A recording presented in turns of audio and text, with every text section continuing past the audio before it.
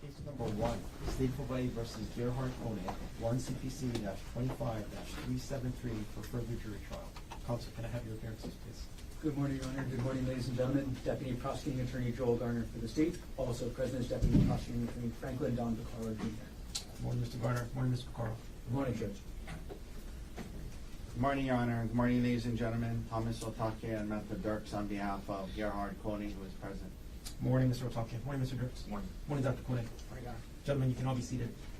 Ladies and gentlemen of the jury, good morning to all of you. Welcome back to courtroom 15. It's good to see you. I have to admit, it was a long weekend when I started court yesterday and I walked in. When I didn't see you, I thought it was a bit odd. So it's good to see all of you here back in court. Here's the schedule for today. I've had a chance to talk about it with the attorneys. We're going to finish up the presentation of the evidence this morning. We don't expect it to take very long. And then I'm going to be reading the jury instructions. The jury instructions are the law that you must follow in this case. And then we'll take a break and we'll physically reset the courtroom. When we come back from that break, from that first recess, we'll move straight into the closing arguments of the attorneys. So the prosecution will have its chance to begin with its closing argument. We'll take another break, reset the courtroom. The defense has the opportunity to present its closing argument, followed by any rebuttal argument by the state. Once the closing arguments are done, I will have the final charge to the jury, and I'm going to ask the 12 jurors that are going to deliberate in this case to go into the jury deliberation room to begin consideration of the case.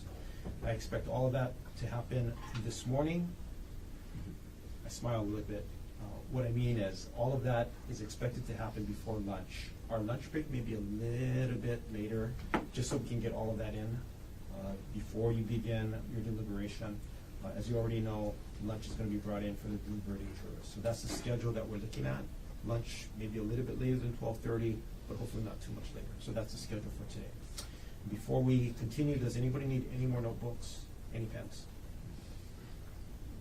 I see no hands. Mr. Otake, does the defense wish to present any other evidence in this case? Yes, Your Honor. The defense will recall Detective Thomas E. Numa to the stand. Please.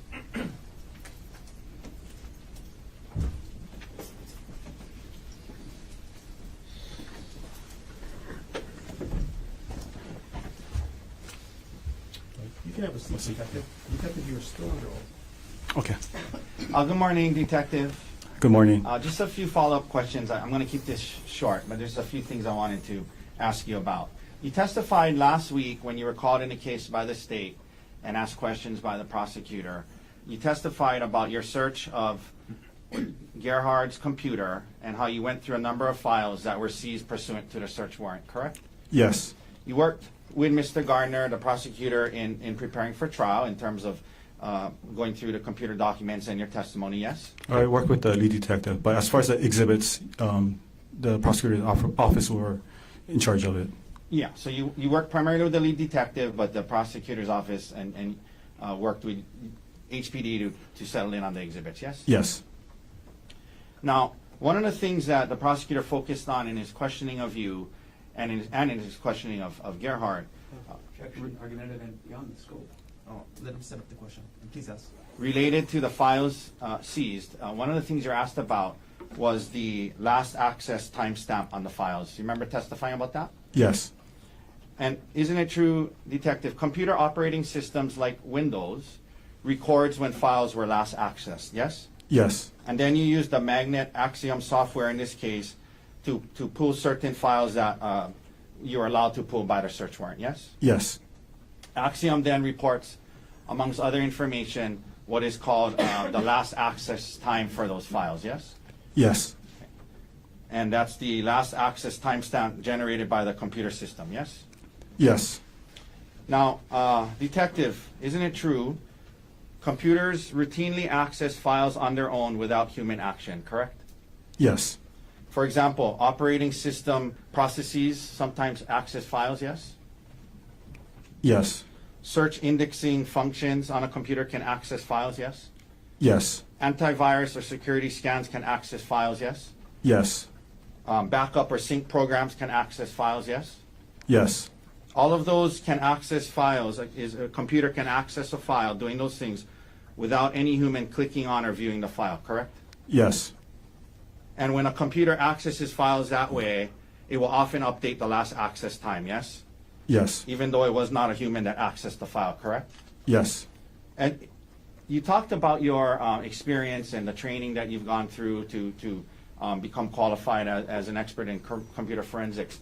Have you read literature related to computer forensics and the appropriate use of these timestamps? Yes. Isn't it true that there is literature that cautions computer forensic examiners from drawing too strong of an inference from the last access timestamp because of this issue related to computers accessing files instead of humans? Have you read literature that talks about that? Yes. Now, to be fair, the search warrant only allowed you to look at some files, some files that were accessed, yes? Yes, just within the time frame in 32 items. Yeah, the search terms, right? Yes. So you didn't have access to all of the files that may have been opened or accessed during that time period, correct? Yes. And that being said, you cannot rule out with certainty that some of the last accesses you discussed last week may have been caused by automated processes instead of a human, correct? You cannot rule that out with any degree of certainty. Well, Yes, that's correct. Based on the data I received, yeah, I cannot rule it out. Okay. Thank you, Detective. No further questions. Mr. Garner, any cross-examination? Yes. Please. Okay. Good morning, Detective. Good morning. Welcome back. All right. So you were asked just now about the computer opening up files on its own. Is that right? Yes. How does that apply to the files that you testified about last week? So for the files to open up automatically, so there's a thing called antivirus software, right? So how that program works is there's two options, right? One is if you want to do a quick scan, which would target specific files, which is known by the company where the malware or the virus might be hiding inside the computer. And there's also another a term we use is a full scan, which the antivirus software will scan the entire computer, right? Every files. How that works is if you do a full scan, it's going to look at every individual files and it's going to create a new access time. It's going to verify that these files does not contain virus. For targeted, it's going to be looking at certain files or folders which may contain the virus, right? If it doesn't have it, then just that folder itself is going to have all the same date, time where it was accessed, because how the virus scan works, it's a sweeping. It might show in within the same date, the time, within milliseconds apart. Okay. Now, based on the fact that there are multiple different dates where all these different files, the financials, the divorce documents, where all these were accessed, what does that tell you about whether this was a virus scan or a person? Okay, so how using the Axum software, if it's a case that's involved, if it's important to last access time, the file created date time or the modified date time, what I usually do is I look at the metadata. The metadata is data about the data. So for example, for photos or videos, right, it contains data such as created date time. It also have a modified date time. It's going to also show the last access time. It's going to contain GPS location data and the make and model of the device that was used to capture it. For files, it's going to contain basically the same thing. Might not have the GPS location data, but it might contain the author's name. And as far as when I was looking at when I filtered, just by looking at the date range where it was last accessed, I noticed that all the dates and the date and time that was accessed were all different. It'll be a strong indication if all the access time were all within the same date, the same time, within milliseconds. If it shows that there was over 50 files that were accessed at the same second, then that would be a strong indicator that there was some kind of automated software that accessed all of them, and it's humanly impossible to open up 50 files within a second. Okay, so let's focus on the files from the defendant's folder that we talked about last week about divorce. Those files were accessed between December 2024 and February 2025. Is that right? Yes. On at least 4 different days, correct? Yes. And what does that tell you about whether it's human access or antivirus software or automatic access? Okay. So just based on the limited data that I received, it appears that it was likely a human action that caused it, because if the antivirus software went into that folder, it's going to do a sweep of all the files within that folder. It's not going to just individually pick one file for that day, come back a couple days later, look for another file, and so on. So overall, the file access that you talked about last week, is that more consistent, or that file access that you talked about last week is more consistent than with user access than automated access, correct? Based on the data that I had, yes. Okay. Thank you. No further questions. Reader. Detective, you said based on the data that you had, and you said based on the limited data I recovered, it appears more likely to be human. But you say based on the limited data because you didn't have all the data to look at what other files may have been open at that time, correct? Yeah, so yeah, correction. So based on the limited data, it appears that it was a human Okay. action, but I'm not certain because I will need the full access to the computer. Thank you, Detective. Nothing further. Any other questions for Detective Amy? No, thank you. Detective, thanks for coming back. Okay, Please thank sit you. down.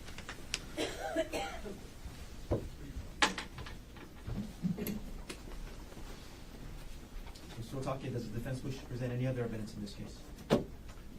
Your Honor, at this time the defense rests. Thank you. Mr. Garner, does the state wish to present any rebuttal evidence in this case? No, Your Honor. Counsel, if I can briefly have you appear at the natural record. I'm sorry, on record.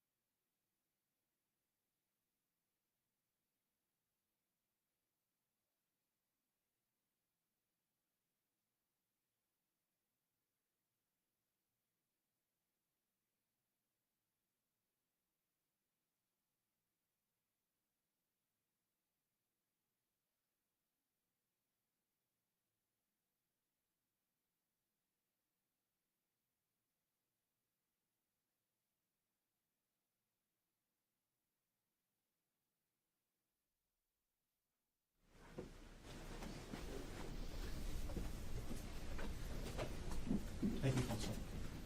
So at this point in time, ladies and gentlemen, I'm going to read the jury instructions to you.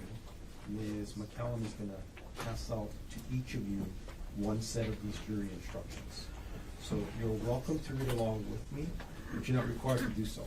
Because when you go into the jury deliberation room, each of you will have your own set of jury instructions.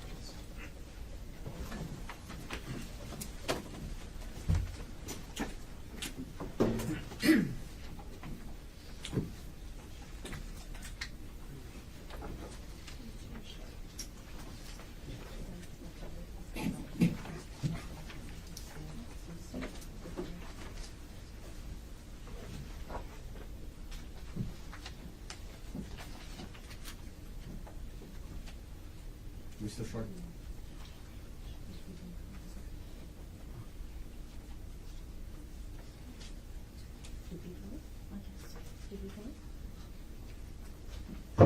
Does anybody not have a set of jury instructions? Okay. So ladies and gentlemen, I will now instruct you on the law that you must follow in reaching your verdict. You are the judges of the facts of this case. You will decide what facts were proved by the evidence. However, you must follow these instructions even if you disagree with them. You must consider all the instructions as a whole and consider each instruction in the light of all the others. Do not single out any word, phrase, sentence, or instruction and ignore the others. No word, phrase, sentence, or instruction is more important just because it is repeated in these instructions. In the event that a statement or argument made by a lawyer contradicts or misstates these instructions, you must disregard that statement or argument and follow these instructions. You must presume the defendant is innocent of the charge against them. This presumption remains with the defendant throughout the trial of the case, unless and until the prosecution proves the defendant guilty beyond a reasonable doubt. The presumption of innocence is not a mere slogan, but an essential part of the law that is binding upon you. It places upon the prosecution the duty of proving every material element of the offense charged against the defendant beyond a reasonable doubt. You must not find the defendant guilty upon mere suspicion or upon evidence which only shows that the defendant is probably guilty.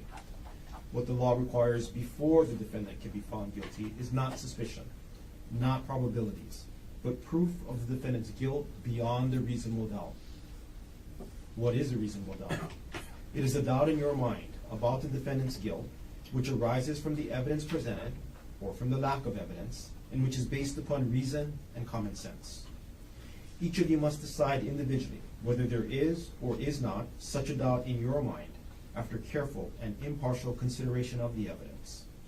Be mindful, however, that a doubt which has no basis in the evidence presented, or the lack of evidence, or reasonable inferences therefrom, or a doubt which is based upon imagination, suspicion, or mere speculation or guesswork is not a reasonable doubt. What is proof beyond a reasonable doubt? If, after consideration of the evidence and the law, you have a reasonable doubt of the defendant's guilt, then the prosecution has not proved the defendant's guilt beyond a reasonable doubt, and it is your duty to find the defendant not guilty. If, after consideration of the evidence and the law, you do not have a reasonable doubt of the defendant's guilt, then the prosecution has proved the defendant's guilt beyond a reasonable doubt, and it is your duty to find the defendant guilty. You must consider only the evidence that has been presented to you in this case, and inferences drawn from the evidence which are justified by reason and common sense. The charging document is a mere formal accusation, and it is not evidence of the defendant's guilt. You must not be influenced at all because the defendant has been charged with an offense. Trial procedures are governed by rules. When a lawyer believes that the rules require it, it is their duty to raise an objection. It is my responsibility to rule on such objections. You must not consider objections made by lawyers in your deliberations. Statements or arguments made by lawyers are not evidence. You should consider their arguments to you, but you are not bound by their memory or interpretation of the evidence. If I have said or done anything that has suggested to you that I favor either side, or if any of my statements or facial expressions has seemed to indicate an opinion as to which witnesses are or are not worthy of belief, or what facts are or are not proved, or what inferences should be drawn from the evidence, I instruct you to disregard it. You must also disregard any remark I may have made unless the remark was an instruction to you. You must not be influenced by pity for the defendant or by passion or prejudice against the defendant. Both the prosecution and the defendant have a right to demand, and they do demand and expect, that you will carefully and impartially consider and weigh all of the evidence and follow these instructions, and that you will reach a just verdict. You must disregard entirely any matter which the court has ordered stricken. You may, but are not required to accept as conclusively proved any fact or event which the court has judicially noticed. You must accept as conclusively proved any fact to which the parties have stipulated. While you must consider all of the evidence in determining the facts in this case, this does not mean that you are bound to give every bit of evidence the same weight. You are the sole and exclusive judges of the effect and value of the evidence and of the credibility of the witnesses. It is your exclusive right to determine whether and to what extent a witness should be believed and to give weight to his or her testimony accordingly. In evaluating the weight and credibility of a witness's testimony, you may consider the witness's appearance and demeanor, the witness's manner of testifying, the witness's intelligence, the witness's candor or frankness or lack thereof, the witness's relation, if any, to a party, the witness's temper, feeling, or bias, if any has been shown, the witness's means and opportunity of acquiring information, the probability or improbability of the witness's testimony, the extent to which the witness is supported or contradicted by other evidence, the extent to which the witness has made contradictory statements, whether in trial or at other times, and all other circumstances surrounding the witness and bearing upon his or her credibility. Inconsistencies or discrepancies in the testimony of a witness or between the testimony of different witnesses may or may not cause you to discredit such testimony. In weighing the effect of inconsistencies or discrepancies, whether they occur within one witness's testimony or as between different witnesses, consider whether they concern matters of importance or only matters of unimportant detail, and whether they result from innocent error or deliberate falsehood. If you find that a witness has deliberately testified falsely to any important fact, or deliberately exaggerated or suppressed any important fact, then you may reject the testimony of that witness, except for those parts which you nevertheless believe to be true. You're not bound to decide a fact one way or another, just because more witnesses testify on one side than the other. It is testimony that has a convincing force upon you that counts, and the testimony of even a single witness, if believed, can be sufficient to prove a fact. The prosecution is not required to call as witnesses all persons who may have been present at any of the events disclosed by the evidence, or who may appear to have some knowledge of these events, or to produce all objects or documents mentioned or suggested by the evidence. The defendant has no duty or obligation to call any witnesses or produce any evidence. The defendant in this case has testified. When a defendant testifies, his credibility is to be tested in the same manner as any other witness. The defendant has a constitutional right and the legal duty to be present throughout the trial and while other witnesses testify. You must not draw any unfavorable inference regarding the credibility of the defendant's testimony on the basis that he was present during the trial. During the trial, items are received into evidence as exhibits. These exhibits will be available for your review when you deliberate. In addition to facts which counsel have stipulated to be true, and facts which the court has taken judicial notice of, there are two types of evidence: direct evidence, such as the testimony of witnesses who assert actual knowledge of a fact, and circumstantial evidence, which permits a reasonable inference of the existence of another fact. Facts may be proved by direct evidence or circumstantial evidence, or by a combination of both. The state of mind with which a person commits an act, such as intentionally, knowingly, recklessly, or negligently, may be proved by circumstantial evidence. While witnesses may see and hear, and thus be able to give direct evidence of what a person does or fails to do, there can be no eyewitness account of the state of mind with which the acts are done or omitted. But what a person does or fails to do may or may not indicate the state of mind with which he does or refrains from doing an act. A person is not guilty of an offense unless the state proves beyond a reasonable doubt that the person acted with the required states of mind, as these instructions specify, with respect to each element of the offense. The instruction for the offense charge specifies the states of mind required to be proved. During the trial, you heard the testimony of certain witnesses who were allowed to provide opinion testimony. Training and experience may make a person qualified to provide opinion testimony in a particular field. The law allows that person to state an opinion about matters in that field. Merely because such a witness has expressed an opinion does not mean, however, that you must accept this opinion. It is up to you to decide whether to accept this testimony and how much weight to give it. You must also decide whether the witness's opinions are based on sound reasons, judgment, and information. The defendant, Gerhardt Konig, is charged with the offense of attempted murder in the second degree.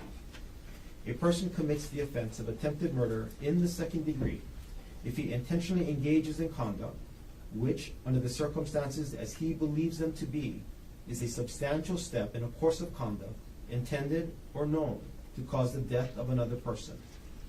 There are two material elements of the offense of attempted murder in the second degree, each of which the prosecution must prove beyond a reasonable doubt.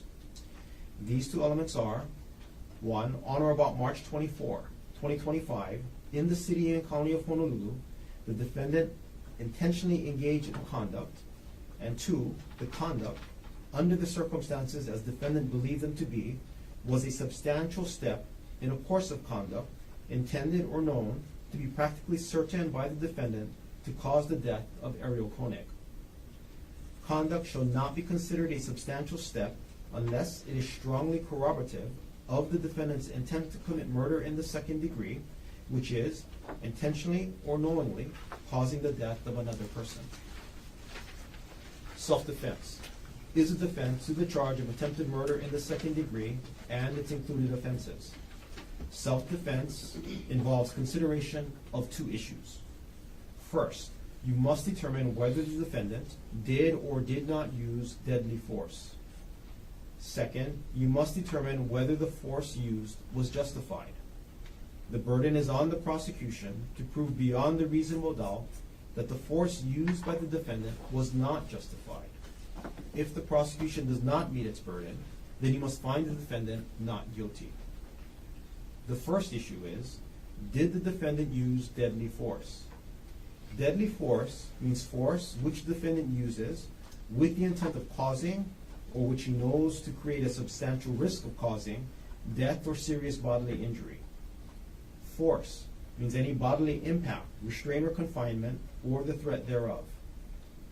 If you determine that the defendant used deadly force, then you are to proceed to the section of this instruction entitled Deadly Force Used.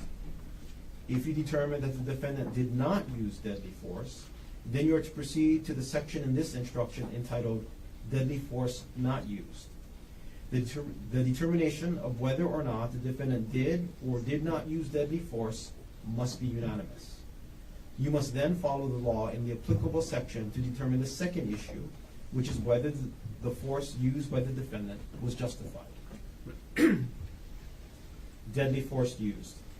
The use of deadly force upon or toward another person is justified if the defendant reasonably believes that deadly force is necessary to protect himself on the present occasion against death or serious bodily injury. The reasonableness of the defendant's belief that the use of protective deadly force was necessary shall be determined from the viewpoint of a reasonable person in the defendant's position under the circumstances of which the defendant was aware, or as the defendant reasonably believed them to be when the deadly force was used. The use of deadly force is not justified if the defendant, with the intent of causing death or serious bodily injury, provoked the use of force against himself in the same encounter. The use of deadly force is not justifiable if the defendant knows that he can avoid the necessity of using such force with complete safety by retreating. Deadly force not used. The use of force upon or toward another person is justified if the defendant reasonably believes that the force is immediately necessary to protect himself on the present occasion against the use of unlawful force by the other person. The reasonableness of the defendant's belief that the use of protective force was immediately necessary shall be determined from the viewpoint of a reasonable person in the defendant's position under the circumstances of which the defendant was aware, or as the defendant reasonably believed them to be. The defendant may estimate the necessity for the use of force under the circumstances as he reasonably believes them to be when the force is used without retreating. Unlawful force means force which is used without the consent of the person against whom it is directed, and the use of which would constitute an unjustifiable use of deadly force or force. A person cannot consent to the infliction of death, serious bodily injury, or substantial bodily injury. Self-defense is not available for the included offenses of assault in the second degree by recklessly causing substantial bodily injury, and assault in the third degree by recklessly or negligently causing bodily injury, if the prosecution proves that 1, the defendant was reckless in believing that he was justified in using deadly force or force against the other person, or 2, the defendant was reckless in acquiring or failing to acquire any knowledge or belief which was material to the justifiability of his use of deadly force or force against the other person. If, and only if, you unanimously find that all the elements of attempted murder in the second degree has been proven by the prosecution beyond a reasonable doubt, and you unanimously find that the defendant was not acting in self-defense, then you must consider the affirmative defense of extreme mental or emotional disturbance. Extreme mental or emotional disturbance has two elements. These two elements are, one, the defendant was, at the time he attempted to cause the death of the other person, under the influence of extreme mental or emotional disturbance. And two, there was a reasonable explanation for the extreme mental or emotional disturbance. The reasonableness of the explanation shall be determined from the viewpoint of a reasonable person in the circumstances as the defendant believed them to be. The question of the defendant's self-control, or lack of it, at the time of the offense is a significant factor in deciding whether he was under the influence of extreme mental or emotional disturbance. The defendant must prove an affirmative defense by preponderance of the evidence. This means that the defendant must prove that it is more likely than not, or more probable than not, that each element of extreme mental or emotional disturbance occurred. In determining whether the defendant has proven an affirmative defense by a preponderance of the evidence, you must consider all of the evidence that has been presented to you regardless of who presented it. If you unanimously find that the defendant has proven the elements of the affirmative defense by a preponderance of the evidence, then you must find the defendant guilty of attempted manslaughter based upon extreme mental or emotional disturbance. If you unanimously find that the defendant has not proven the elements of the affirmative defense by a preponderance of the evidence, then you must find the defendant guilty of attempted murder in the second degree. If you are unable to reach a unanimous verdict as to whether the affirmative defense has been proved or not been proved, then a verdict may not be returned on attempted murder in the second degree. If, and only if, you find the defendant not guilty of attempted murder in the second degree, or you are unable to reach a unanimous verdict as to this offense, then you must consider whether the defendant is guilty or not guilty of the included offense of attempted assault in the first degree.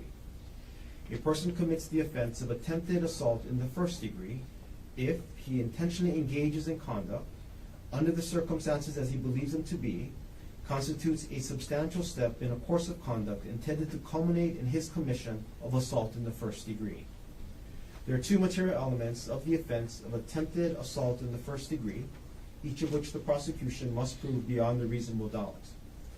These two elements are, one, on or about March 24, 2025, in the city and county of Honolulu, the defendant engaged in conduct which, under the circumstances as the defendant believed them to be, was a substantial step in a course of conduct intended by the defendant to culminate in the commission of assault in the first degree.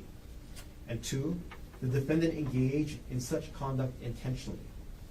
Conduct shall not be considered a substantial step unless it is strongly corroborative of the defendant's intent to commit assault in the first degree. The defendant commits the offense of assault in the first degree if he intentionally or knowingly causes serious bodily injury to Arielle Konig. If, and only if, you find the defendant not guilty of attempted assault in the first degree, or you're unable to reach a unanimous verdict as to this offense, then you must consider whether the defendant is guilty or not guilty of the included offense of assault in the second degree. This offense can be committed in one of two ways: assault in the second degree, substantial bodily injury, or assault in the second degree, dangerous instrument. As to the first alternative, a person commits the offense of assault in the second degree, substantial bodily injury, if he intentionally, knowingly, or recklessly causes substantial bodily injury to another person. There are two material elements of the offense of assault in the second degree, substantial bodily injury, each of which the prosecution must prove beyond a reasonable doubt. These two elements are, one, on or about March 24, 2025, in the city and county of Honolulu, the defendant caused substantial bodily injury to Arielle Konig. And two, the defendant did so intentionally, knowingly, or recklessly. As to the second alternative, a person commits the offense of assault in the second degree, dangerous instrument, if he intentionally or knowingly causes bodily injury to another person with the dangerous instrument. There are three material elements of the offense of assault in the second degree, dangerous instrument, each of which the prosecution must prove beyond a reasonable doubt. These three elements are: 1, on or about March 24, 2025, in the city and county of Honolulu, the defendant caused bodily injury to Arielle Konig, and 2, the defendant did so with a dangerous instrument, and 3, the defendant acted intentionally or knowingly, as to elements 1 and 2. You are to consider each alternative of assault in the second degree separately. The fact that you may find one of the alternatives has or has not been proved beyond the reasonable doubt does not mean that you must reach the same decision with respect to the other alternative. In order to find that the offense of assault in the second degree has been proved, you must unanimously agree that the same alternative, or both of the alternatives, have been proved beyond a reasonable doubt. Proof beyond the reasonable doubt of one or both of the alternatives will result in the conviction of only one offense of assault in the second degree. If, and only if, you find a defendant not guilty of assault in the second degree, or you are unable to reach a unanimous verdict as to any of the alternatives, then you must consider whether the defendant is guilty or not guilty of the included offense of assault in the third degree. This offense can be committed in either of two ways: assault in the third degree, bodily injury, or assault in the third degree, dangerous instrument. As to the first alternative, a person commits the offense of assault in the third degree, bodily injury, if he intentionally, knowingly, or recklessly causes bodily injury to another person. There are two material elements of the offense of assault in the third degree, bodily injury, each of which the prosecution must prove beyond a reasonable doubt. These two elements are: 1, on or about March 24, 2025, in the city and county of Honolulu, the defendant caused bodily injury to Arielle Konig. And 2, the defendant did so intentionally, knowingly, or recklessly. As to the second alternative, a person commits the offense of assault in the third degree, dangerous instrument, if he negligently causes bodily injury to another person with a dangerous instrument. There are three material elements of the offense of assault in the third degree, dangerous instrument, each of which the prosecution must prove beyond a reasonable doubt. These three elements are: 1, on or about March 24, 2025, in the city and county of Honolulu, the defendant caused bodily injury to Arielle Konig, and 2, the defendant did so with a dangerous instrument, and 3, the defendant acted negligently, as to elements 1 and 2.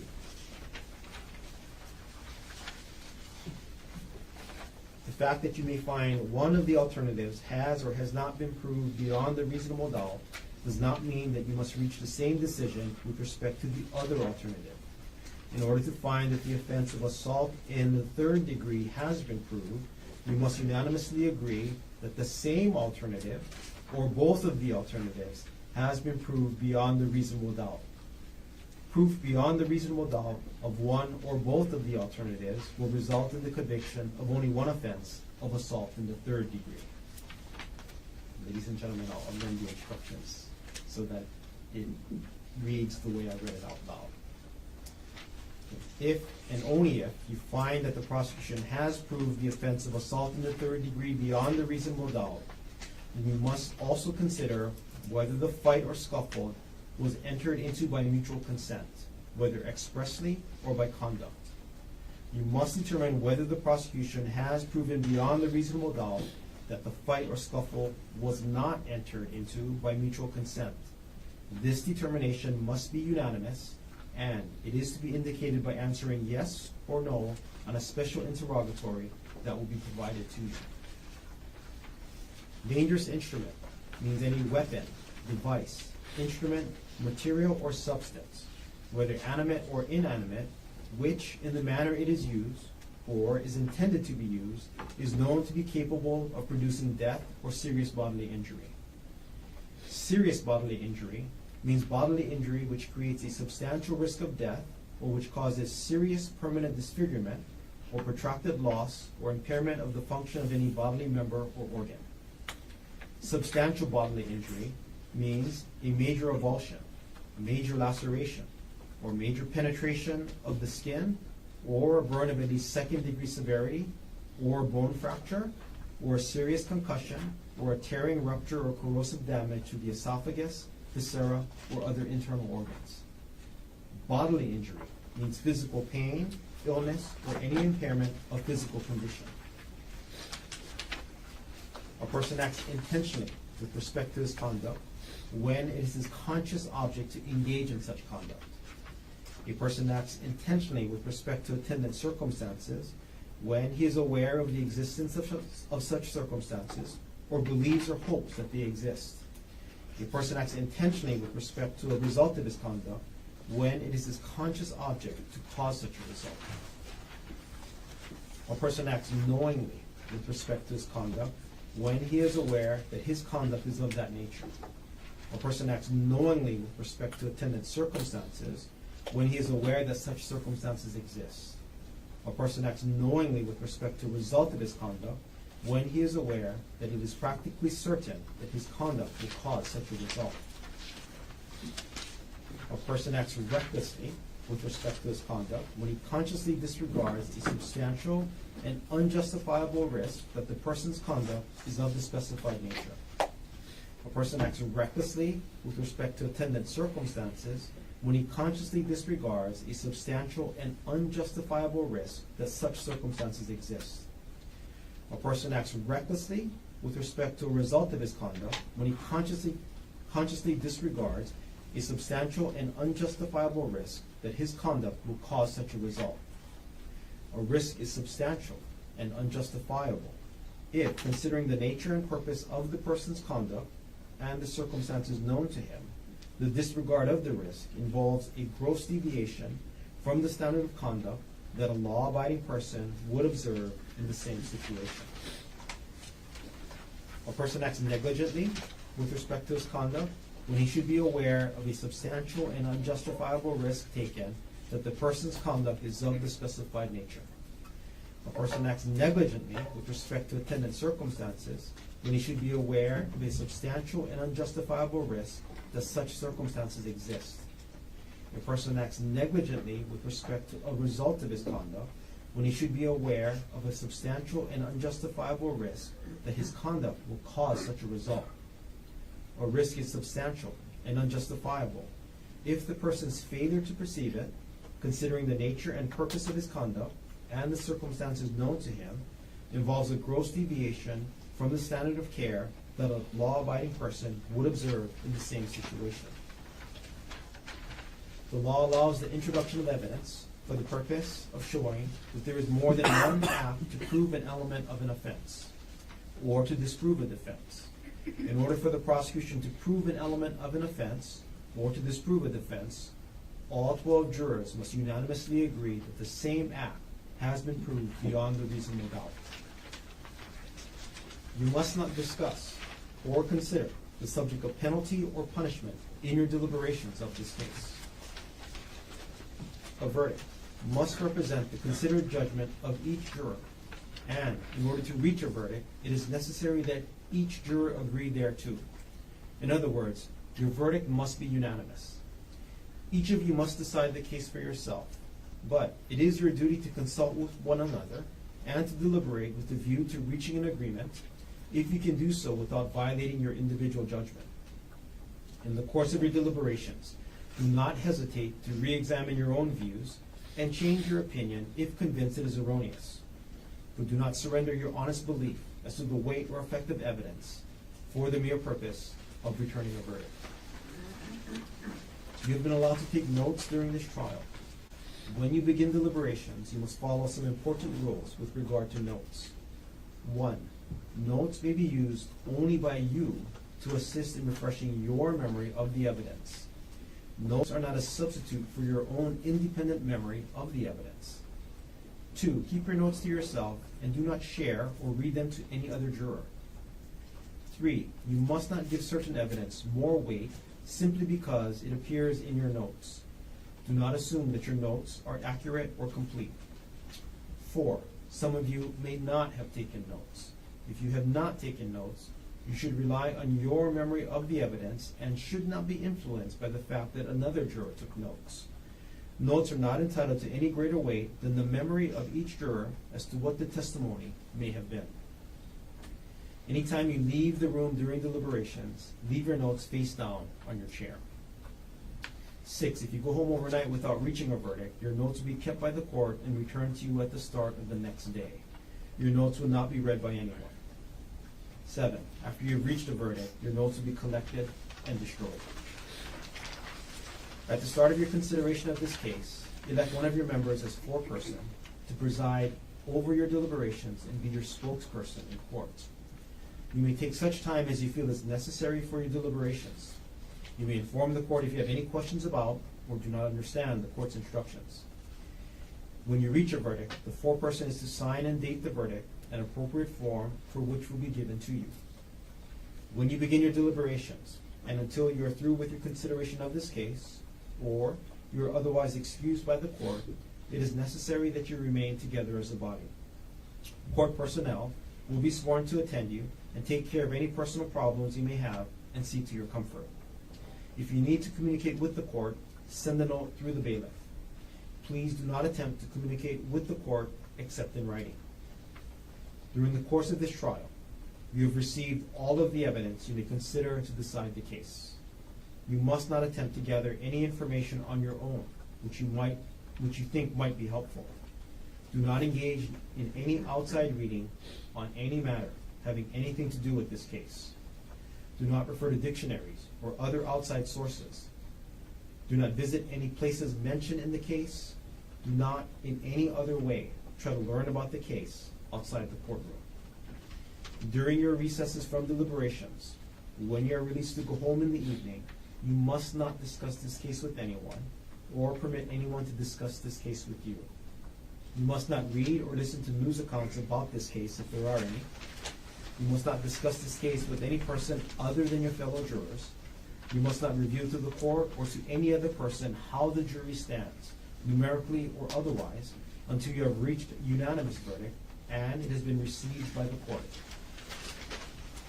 You may bring in either one of the following verdicts. 1, not guilty. Or 2, guilty as charged of attempted murder in the second degree.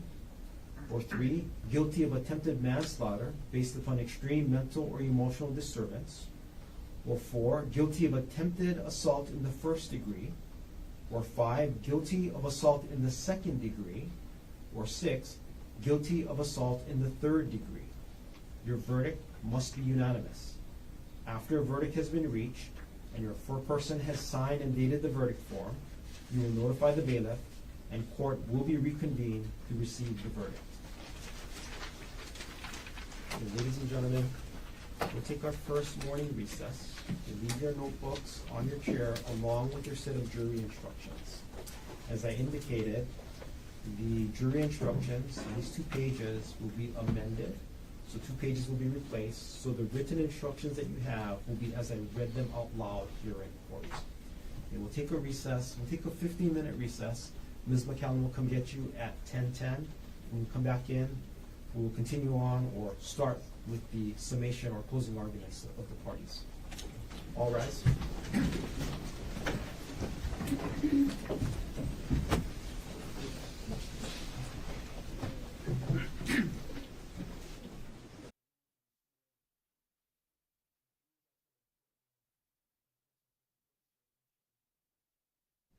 Page 19 of the jury instructions. Page 19 references guilty of murder in the second degree. The court read attempted murder in the second degree. So it should be amended. Last sentence in the first paragraph, the words between of and murder, the word attempted should be inserted. Same change, last sentence of the instruction, it should be attempted murder in the second degree. That's how it's read to the court. Mr. Garner, any objections to the amendment of the instructions? No objections. How about you, Mr. Otake? This is on page 19, Yes, correct? sir. Yes, sir.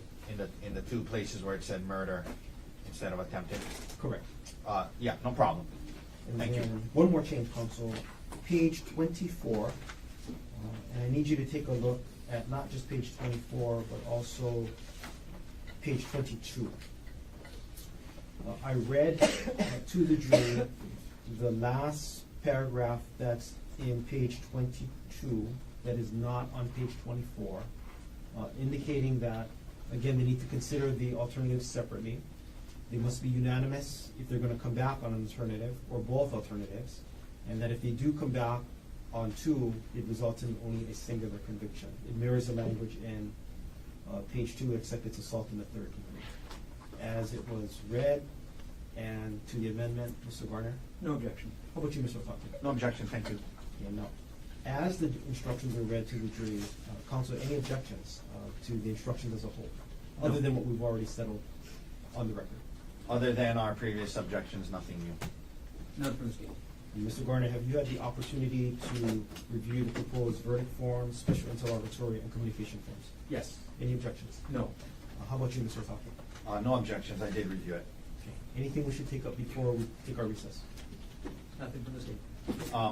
Just that we're gonna take a break after, I'd ask that I think we need to take a break after the state's closing, so I can set up and also show the state my PowerPoint at that point. That's fine. Yeah. I intended that anyway. I did have one more thing. I'm sorry. I'm glad I remembered it. The normal course of closing is the state, take the break, defense, okay? And then go straight into the state's rebuttal. Correct. If the defense is going to argue the affirmative defense of extreme or emotional disturbance, then defendant has to rebuttal. We didn't discuss that, but that is the state. So if the defense is going to argue that, then there's rebuttal. It'll come right after the state's rebuttal. And then I'll give the final charge to the jury before I send them to deliberation. Counsel, any agreement with that? Yes, with the understanding that should that happen, the rebuttal is limited to the EMED. Oh, it's only on EMED? Yeah. Okay. Counsel, thank you. Court's in recess. And off record, I'm gonna now look at his PowerPoint.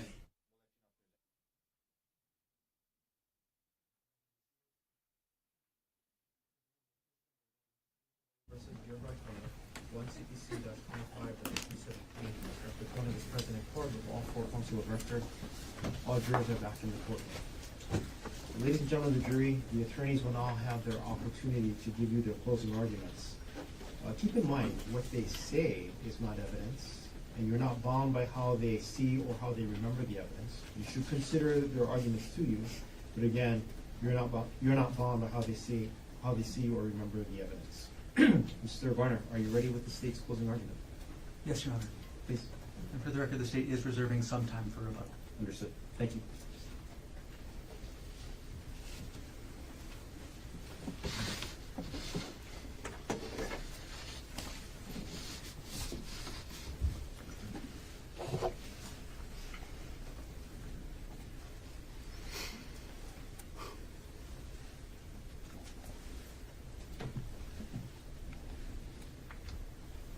A motive, a beating, a confession. Ladies and gentlemen, beyond a reasonable doubt, the state has proven that on March 24, 2025, Gerhardt Konig tried to kill his wife, Arielle. The state has proven beyond a reasonable doubt that Gerhardt Konig committed the offense of attempted murder in the second degree. There are two elements, as Judge read to you a couple minutes ago. Element number one, on or about March 24, 2025, that if in the city and county of Honolulu, the defendant intentionally engaged in conduct. Element number two, we'll get back to in a moment. But the conduct, starting with element one, what is the conduct? What did defendant do? First, he tried to push her. That's the first conduct the defendant did. The second, the syringe. He tried to inject her with an unknown substance. And third, the beating with the rock. That is the conduct that defendant engaged in intentionally. That is the conduct that we are here to talk about for the last several weeks and for today. The second element, that conduct, under the circumstances under which defendant believed them to be, was a substantial step in a course of conduct intended or known to be practically certain by the defendant to cause the death of Arielle Konig. So element number 1, simple, it's conduct. Element number 2 defines what that conduct is, what it's meant to do. And the conduct in this case was meant to kill. The intent behind each one. Plan A, the push. The intent was to kill. When plan A didn't work, the defendant moved on to plan B. Plan B, inject her with the syringe. Knock her out.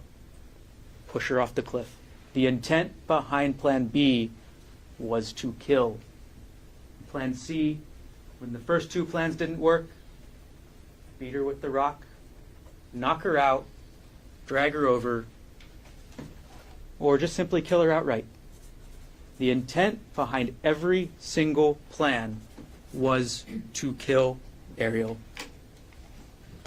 Every plan, every backup plan ends in Arielle's death. The substantial step starts with the plan. The plan's in yellow because it's not a substantial step yet, it's just a plan. Next, the hike. Again, it's in yellow because he hasn't taken that last step. That last step to show he's committed to carrying out that plan, that shows he's committed to killing Arielle. The first time you get that is with the push. When the defendant takes his hands, tells Arielle, I'm sick of this shit, and tries to push her back off the cliff. That is the first substantial step the defendant took. That didn't work. Arielle went to the ground. Arielle protected herself. The defendant took the next substantial step. He took that syringe out and he tried to inject her. But Arielle fought back. Arielle fought back, fighting for her life, knocks the syringe away, and then the defendant moves on to plan C, his third substantial step, where he takes that rock, Exhibit 2, this rock right here, the same rock that you've all held, he takes this rock and he beats her with it again and again and again and again. Those 3 steps are the substantial steps the defendant took to carry out his plan to kill Arielle Konig.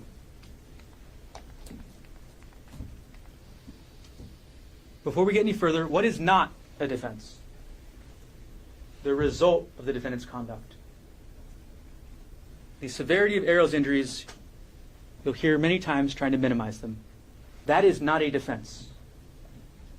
The law treats somebody the same, whether they're successful or not. The law treats you the same no matter how good you are at executing that plan, no matter how good you are at actually succeeding in killing somebody. The law treats you the same. As an example, somebody who tries to shoot somebody, who points a gun and tries to end a life, but misses, they've committed attempted murder the same way the defendant committed, in a similar way, in a similar idea as the way the defendant did it in this case. You cannot look only at the results to determine intent. You have to look at everything together. And when you look at everything, it shows one clear answer beyond a reasonable doubt, and that's that the defendant intended to kill her. Let's review how we got there. First, we have Arielle's testimony, and she testified in 3 different areas. First, Arielle told you what happened on the Palipuka Trail on March 24th, 2025. She told you what happened when she went up the trail. She told you how she was afraid, how she was nervous about the heights. She told you how the defendant reacted. She told you what happened when she met up with the defendant later. That he pushed her, that she went to the ground, that he took the syringe, that she fought back, and then ultimately he took that rock, this same rock, and hit her in the head again and again. Then Arielle told you what happened leading up to that day. She told you about their marital issues. She told you about her messages with Jeffrey Miller. She told you all of that. Embarrassing as it may be, she put it all out there. And then Arielle told you about her treatment, her medical treatment, her recovery. She showed you the scars that she carries to this day. She showed you the scars on her head where she will never grow hair again. And everything that Arielle said is corroborated. These are the credibility factors. These are listed in your instructions that you should be considering for every witness who testified. And I'm not going to go through all of them right now, but there's a couple that are relevant for Arielle here. First, appearance, demeanor, intelligence, candor, frankness. Arielle testified in a straightforward, coherent manner. She testified clearly. There were no histrionics, barely any tears. It was straightforward. This happened, then this happened, then this happened. It was not over-dramatized. It was not over-exaggerated. It was straightforward and simple and coherent. She was open to cross-examination. When the answer was yes, she said, yes, sir. When the answer was no, she said, no, sir. And when she didn't know, she said she didn't know. But the last factor is the most important here. The extent to which Arielle's testimony is supported by other evidence. What this means, simply, is corroboration. What level of corroboration is there? There is a lot. Arielle is corroborated by the physical evidence, the scene and location, the rock, the blood evidence, the injuries, the medical supplies. Arielle is corroborated by the digital forensics. What was going on the defendant's computer corroborates what Arielle said. Arielle is corroborated by the other witnesses, by their sworn testimony, by Arielle Konig. Arielle is corroborated by Amanda Morris. She's corroborated by Sarah Buxbaum. She's corroborated by HPD. And in the most important ways, she's even corroborated by what the defendant told Emile.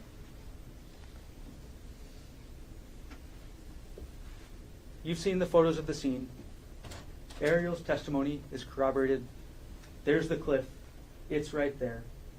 There's the blood pool in the bush where the defendant was on top of her, where the defendant was hitting her. The physical evidence of the scene, the blood, the crushed plants, the location of this, so close to the cliff edge, all corroborates Arielle. The physical evidence, the rock, corroborates Arielle. You've held the rock. You've seen it. You know how much it weighs. You know how sharp it can be on the sides. You've seen the photos of Arielle's blood and Arielle's hair on that rock. The rock corroborates what Arielle said. The DNA evidence. The DNA evidence shows two things very clearly. One, every single sample that was positive for human blood had a likelihood ratio of over 1 trillion for Arielle Konig. Every single one. The blood on the rock, the blood on the samples from the trail, the blood all over defendant's shirt and shorts. Every single one had a likelihood ratio of over 1 trillion for Arielle. Reason and common sense tells you all of that blood is Arielle Konig's, not the defendant's. Second, Arielle Konig's DNA was on both sides of the rock. And think back. Think back to how Arielle demonstrated what she did. She held up her hand. She held up her hand trying to block the defendant. She suffered defensive injuries from it on her fingers, on her thumb, and that's how her DNA is on that rock. Because she touched it. Her touch DNA is on the rock because she touched that rock to try and stop the defendant. The search warrant of defendant's work bag on Maui corroborates Arielle's statement. It shows clearly, conclusively, that defendant had actual possession. Not as some sort of theoretical, oh, he's a doctor, he can get this stuff. No, he had actual possession of syringes, he had actual possession of vials, he had actual possession of drugs that can kill. This isn't some, he could have gotten them, he had them. This corroborates Arielle's testimony. And more importantly, these drugs weren't stored in a controlled environment. They were stored in his home, where he had access. He could take them, didn't have to log them or anything, just remove them from his home and do whatever he wanted with them. This corroborates Arielle as well. Lastly, Arielle is corroborated by her injuries. The physical evidence of Arielle's injuries corroborates exactly what she said. Think of the injuries to the top of her head. The stellate laceration. Dr. Grosjean told you there was debris throughout the entire injury. There were rocks. The defendant swung this rock so hard that pieces of rock broke off into Arielle's scalp. There was dirt throughout the entire laceration. And the middle of Arielle's scalp, he described as macerated or crushed. It went all the way down to the bone. You've seen the photo of Arielle from the front. You've seen what's missing from her head. You've seen that there is a chunk of her scalp that is gone.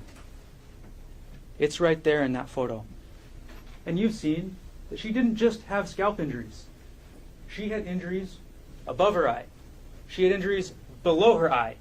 She had injuries to her hand, not even to just her thumb. Her thumb was only where there was a break. But she had injuries to 3 of her fingers. Her thumb, her index, and her middle finger. Arielle's testimony is corroborated by the physical evidence in this case. Arielle's also corroborated by the digital forensics, the digital evidence.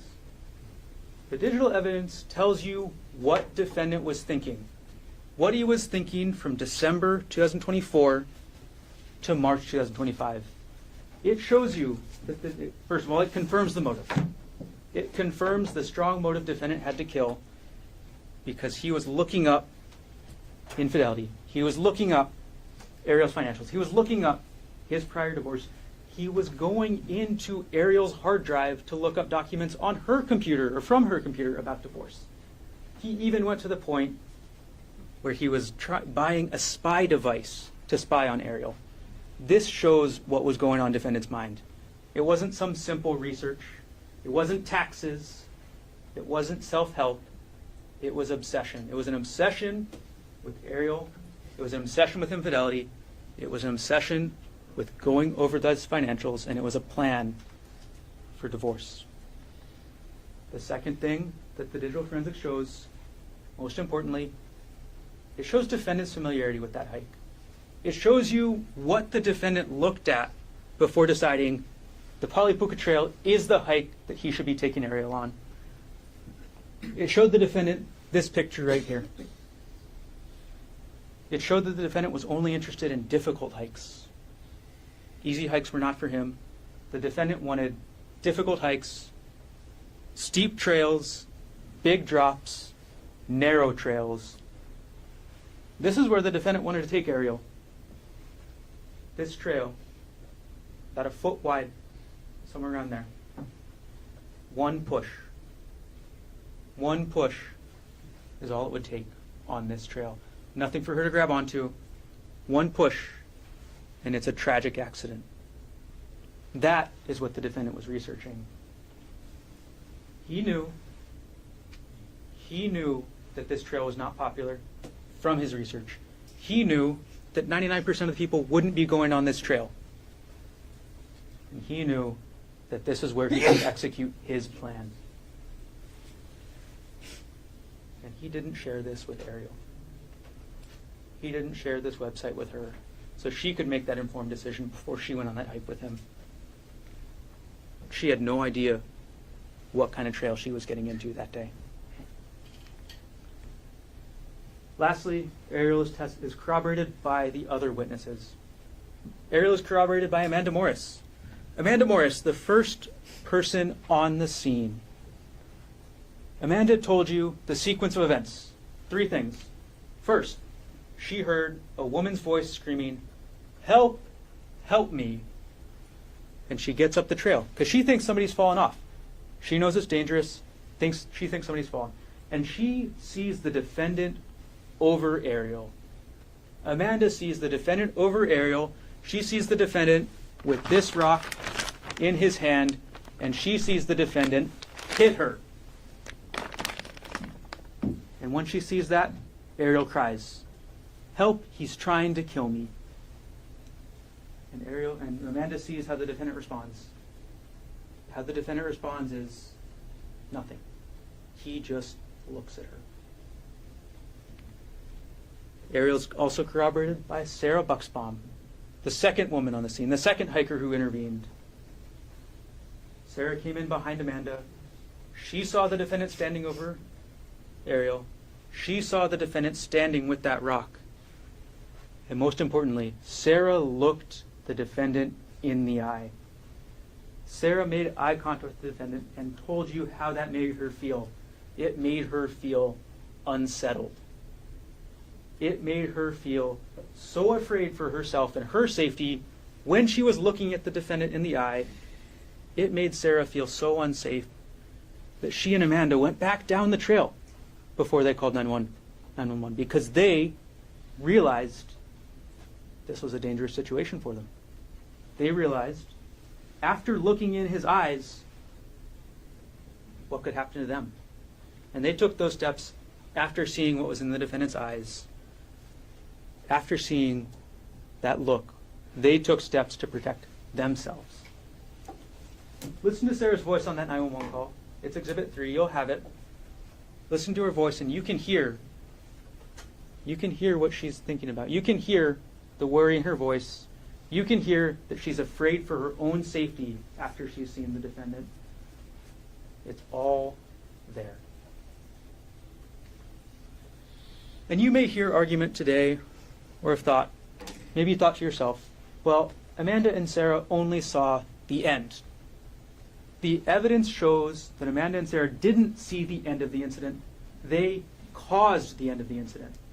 Because when they showed up, that is the only thing that stopped the defendant.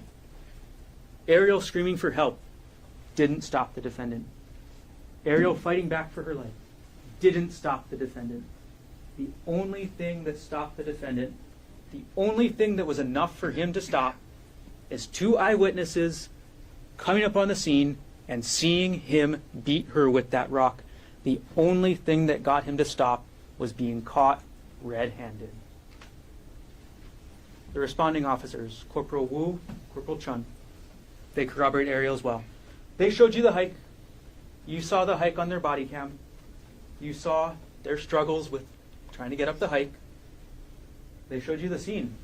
Once more, right there, in the foreground of this photo, that's where this happened. That's where the beating with the rock happened. And right there, just a couple feet away, that's where the defendant tried to push her. They showed you Arielle's condition. Arielle's condition immediately after the defendant did this. They showed you that. They showed you the closest thing to what the defendant last saw Arielle as. And they even caught it on their body cam. They even caught Arielle's condition as she states her name. Arielle Konig, Arielle. Birthday is March 24th, 1989. You heard Arielle testify for hours. But also, you heard in this video her slurred voice, her heavy breathing, her condition after the defendant beat her with that rock. She was not okay. The manhunt corroborates Arielle as well.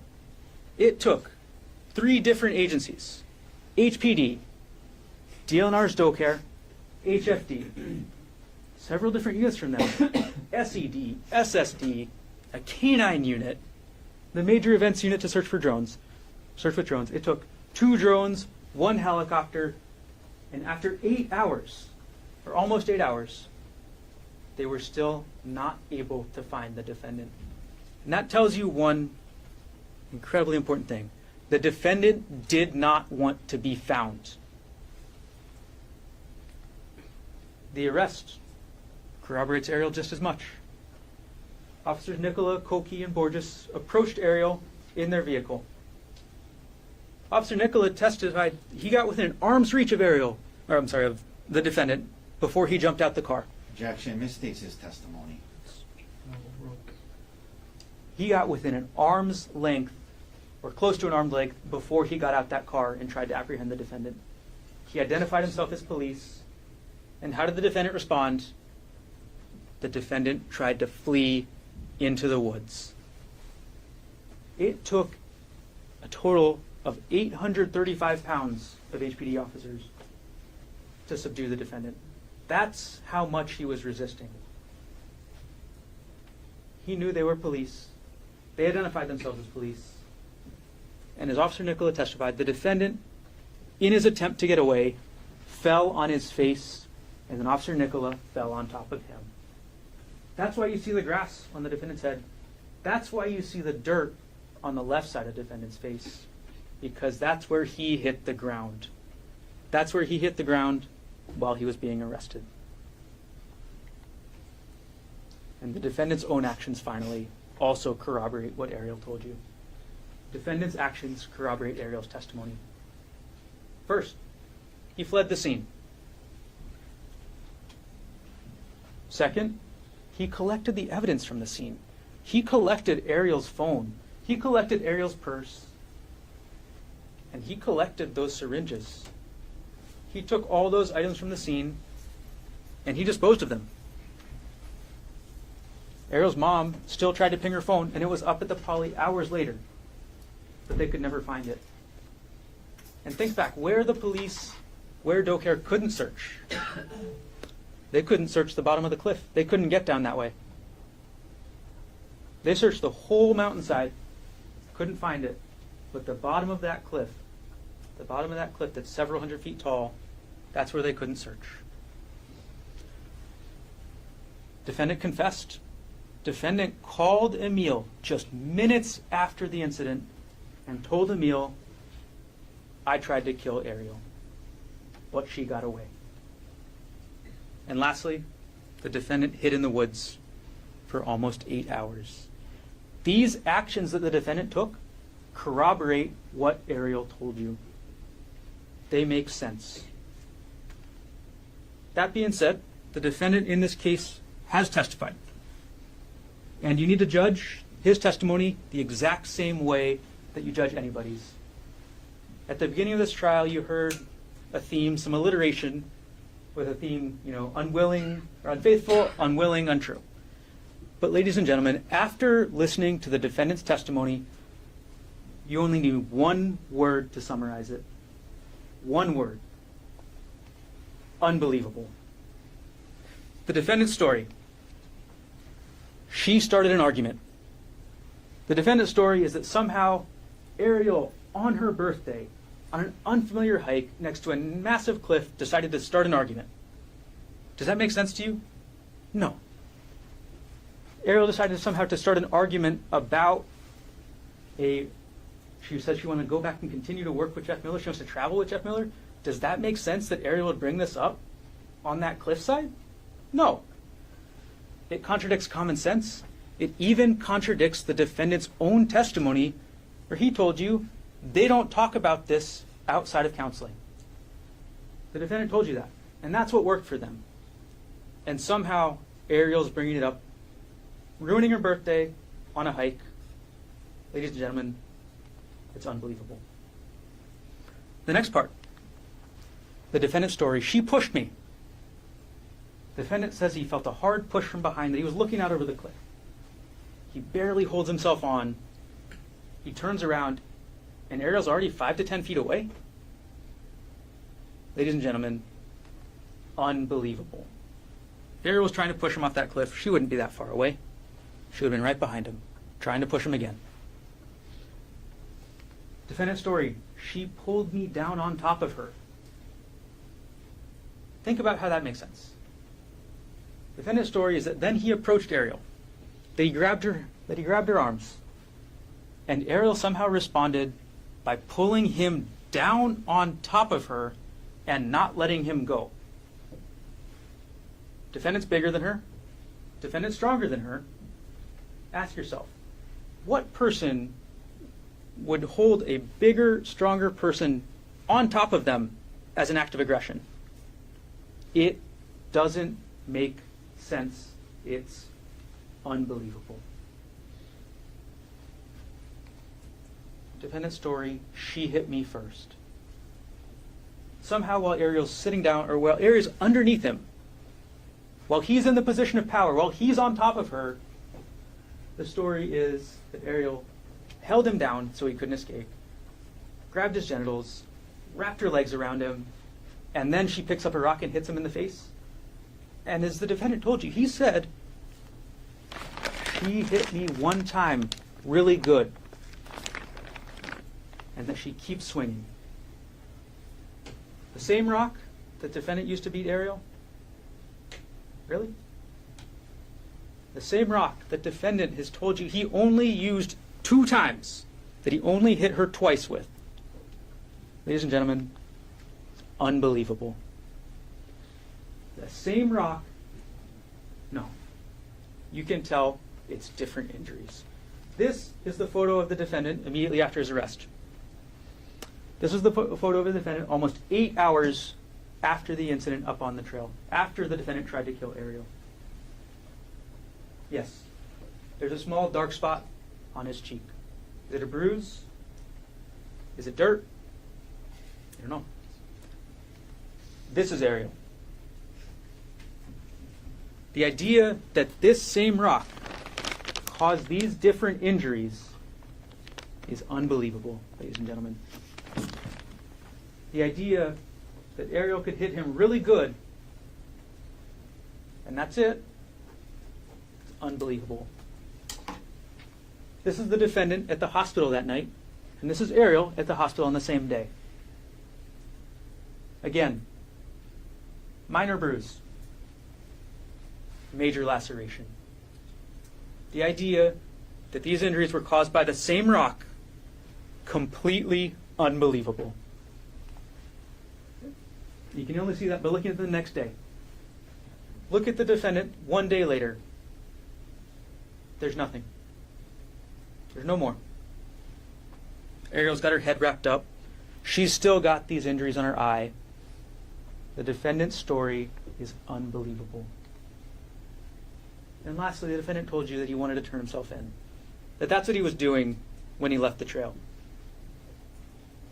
Sunset was coming soon. The sun was getting low. But instead of doing the logical thing and walking down the trail where he knew the police would be, the defendant decides he has to come out of the forest onto the road. The defendant doesn't go back to the trailhead. He doesn't put his SIM card back in his phone. He doesn't turn his phone on because he's not trying to surrender himself. He's not trying to turn himself in. He's trying to escape. And that's why he ran when the police apprehended him. That's why he resisted. The defendant's story, unbelievable. The defendant's story, unlike Arielle's, where Arielle is corroborated, the defendant's story is filled with contradictions. The defendant is contradicted by Amanda and Sarah. Somehow, Arielle finally let go of his private parts, and then he just stands there and looks. He's not on the ground writhing in pain? Does that make sense? He says that she held on so hard that he couldn't escape. Does it make sense that afterwards he would just stand there and stare? No. The defendant is contradicted by the physical evidence. He's contradicted by the fact that there's no blood of his up there. There's no evidence of injuries that support what defendant says happened. He's even contradicted by his own hired doctor. The defendant told you he hit her twice. No more. But even his own doctor said 2 to 3 hits to the scalp. Hits to the face. Hits to the fingers. So even the defendant's own witness shows that he hit her more than twice.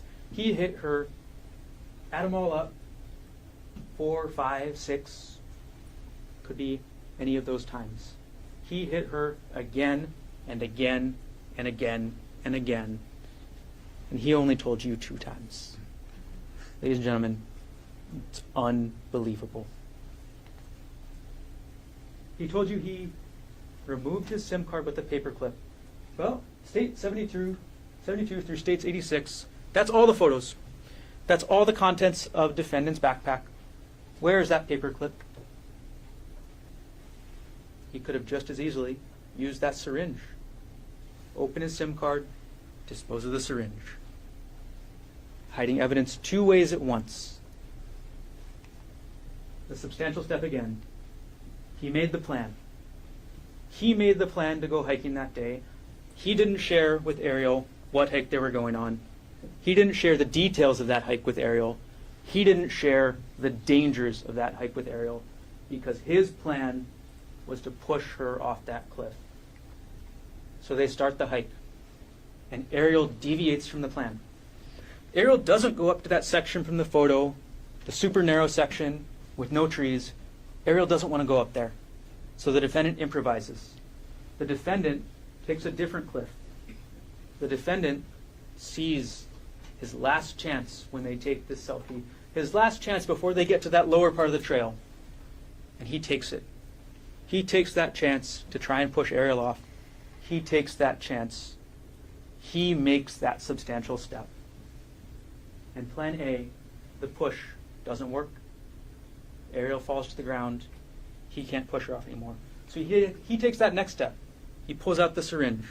Plan B. And he tries to stab her with it.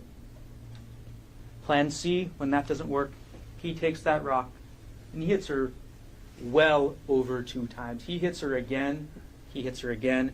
It doesn't matter that she's blocking. It doesn't matter that she's screaming.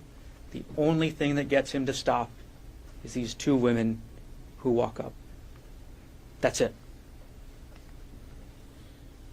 You have gotten instructions about self-defense. It should be clear. The defendant was using deadly force in this case. This rock is known to the defendant to cause death or serious bodily injury. You don't need to be a doctor, although he is. And he's actually treated patients who've had rocks fall on them. So the defendant is well aware of the damage that he was doing. He's more than aware because it was his intent. It was his intent to cause that damage. It was his intent to cause death. So yes, it is clear the defendant was using deadly force. And because of that, self-defense doesn't apply. Or self-defense does apply, but defendant cannot claim it because he was the initial aggressor. He was the one who started the physical altercation. He was the one who used deadly force. And lastly, he had a duty to retreat. When using deadly force, before you use that deadly force, the law states you have a duty to retreat. And the defendant didn't do that. Incomplete statement on the law. Objection overruled. Ladies and gentlemen, the court instructed you on what the applicable law is. You need to follow the court's instructions as read out to you and as it's provided in the jury instructions that you have. The defendant did not follow the law. The defendant attacked her. Self-defense is not applicable. The state has disproven it beyond reasonable doubt because the defendant was the initial aggressor. The defendant was the first one to use force. Based on these facts, self-defense is not applicable. Next, you're given instruction on extreme mental or emotional disturbance. This is a long instruction. We'll keep it simple. There's no evidence that the defendant was acting under extreme mental or emotional disturbance when he tried to kill Arielle. Don't be confused by his testimony. He did say he was under severe emotional distress, but he said that after he tried to kill Arielle. He said he was under severe emotional distress after he started to think about how this would affect his job, how this would affect his life. He was under severe emotional distress after he began to think about the consequences of his actions and how his actions would affect himself. That's what that is. The defendant was not under extreme mental or emotional disturbance when he tried to kill her. He only became that way when he began to think about the consequences. The second part of that instruction states that the defendant's self-control, the defendant's logical thinking is important here. It shows the defendant, when plan A didn't work, He moved to plan B. When plan B didn't work, he moved to plan C. And when he got caught, he fled the scene, he hid the evidence, and he hid himself. That shows the defendant was using logical thinking, the defendant was solving problems as they came, he was not acting under extreme mental or emotional disturbance. Okay. You got a list of other included offenses. You got a list of a bunch of assault charges that are included in the attempted murder and second-degree charge. When you think about those, just think one thing. He did more. This is what he did. Assault in the third degree, causing bodily injury. Ladies and gentlemen, that means physical pain. He did more. He did more than cause physical pain to Arielle. Assault in the second degree. He did more. Yes, the defendant caused a major laceration to Arielle's head, or severe laceration. The defendant caused a bone fracture to Arielle's thumb. Yes, he did those things, but he did more. But he did more because he was trying to kill her. Attempted assault in the first degree, same thing. Defendant took actions that he knew would cause a substantial risk of death. Yes, but he did more. Because the evidence all shows that defendant wasn't intending to do an assault. The defendant was intending to kill. All right. 3 things: motive, a beating, and a confession. You've seen through this trial the defendant's motive. He was upset. He was angry. Wherever he turned, Arielle wasn't being punished. First, he talks to Arielle's best friend, tries to air the dirty laundry. But the best friend stays on Arielle's side. Deanna stays on Arielle's side. She's not punished. Then he emails Andrea Miller.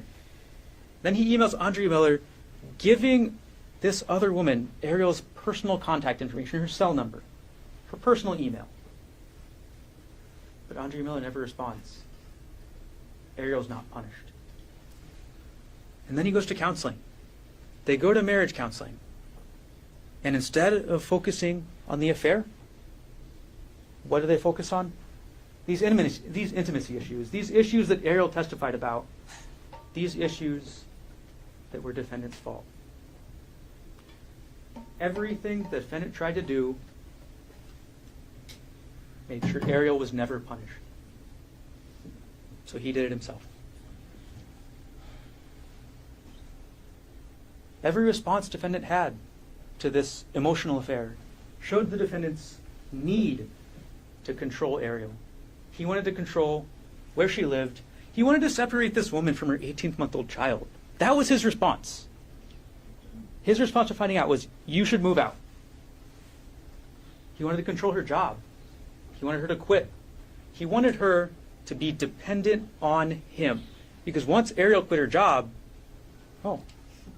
it's much harder to divorce. She has no more income. She can't go find another remote worker, nuclear engineer job. The defendant knew how much a divorce would cost. He was looking at his own documents, his own records from his prior divorce. He was looking at his own records that showed how much he paid in his prior divorce, because that's what he was thinking about. He was doing that math. He was doing that math on what it would cost to divorce Arielle, what he would give up. And he just couldn't stop thinking about it. He couldn't stop thinking about this emotional affair that he's built up in his head. And because he couldn't stop thinking about it, he made a plan. He made his plan to kill Arielle.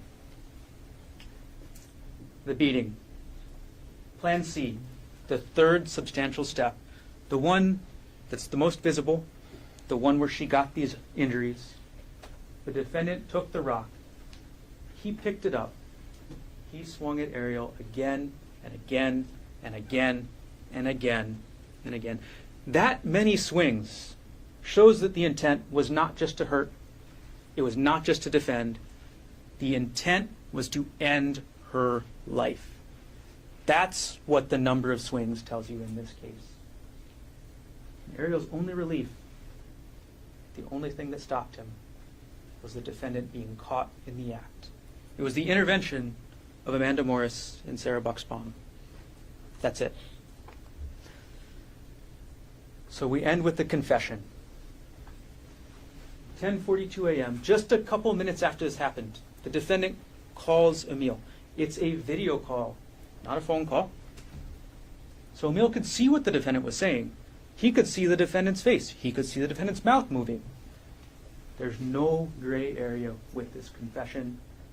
As Emile testified, he has no doubt about what the defendant told him. There's no phantom gust of wind that came up. There's nothing like that. The defendant confessed to Emile. He told Emile that he tried to kill Arielle. He told Emile why. He told Emile that Arielle got away. He told Emile that Arielle was having an affair. That doesn't sound like a goodbye suicide message, does it? He told Emile that he was at the end of this rope. And think back to the last thing that the defendant told Arielle before he tried to kill her. He told Arielle, I'm sick of this shit. That's corroborated that he's at the end of his rope. Same idea. What didn't he tell What didn't the defendant tell Emile? Nothing about self-defense. Nothing about Arielle attacking him. Nothing about what he testified to you. Is that reasonable? Does that make sense? No. 10:42 a.m., the defendant FaceTime video calls Emile. He confesses. And Emile's next step, after being put in that situation, after being put in a situation as a 19-year-old that he had no want to be part of, Emile does what he does. He goes and tells his grandparents. He goes and tells them what the defendant said. And Judith Mast, ends up texting the defendant. 11:33. She texts the defendant, is Ari okay? She asks the defendant about her daughter. And the defendant says nothing. He doesn't respond.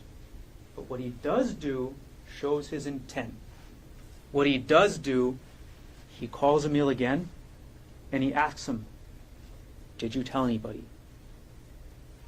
That shows the guilty conscience of the defendant. That shows that the defendant was not acting in self-defense.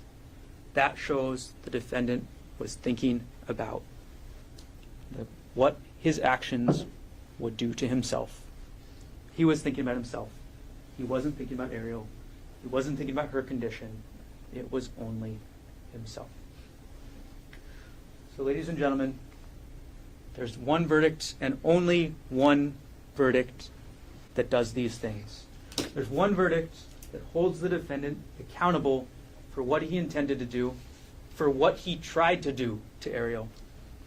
There's one verdict that's supported by the physical evidence, the digital evidence, the corroborated testimony of witnesses, and the defendant's own confession. There's only one verdict that's corroborated that makes sense with all of that. There's only one verdict that the evidence and justice demands. And that verdict is that you find the defendant guilty as charged of attempted murder in the second degree. Thank you.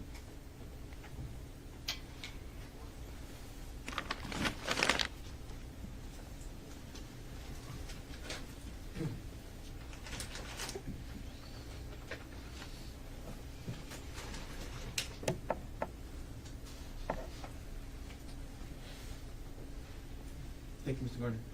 So, ladies and gentlemen, this is our second morning recess. Ms. McCallum will get you, I'll just say 11:10. We'll reconfigure the courtroom during the recess, and we'll come back. The defendant will have the opportunity to present the closing argument. All rise.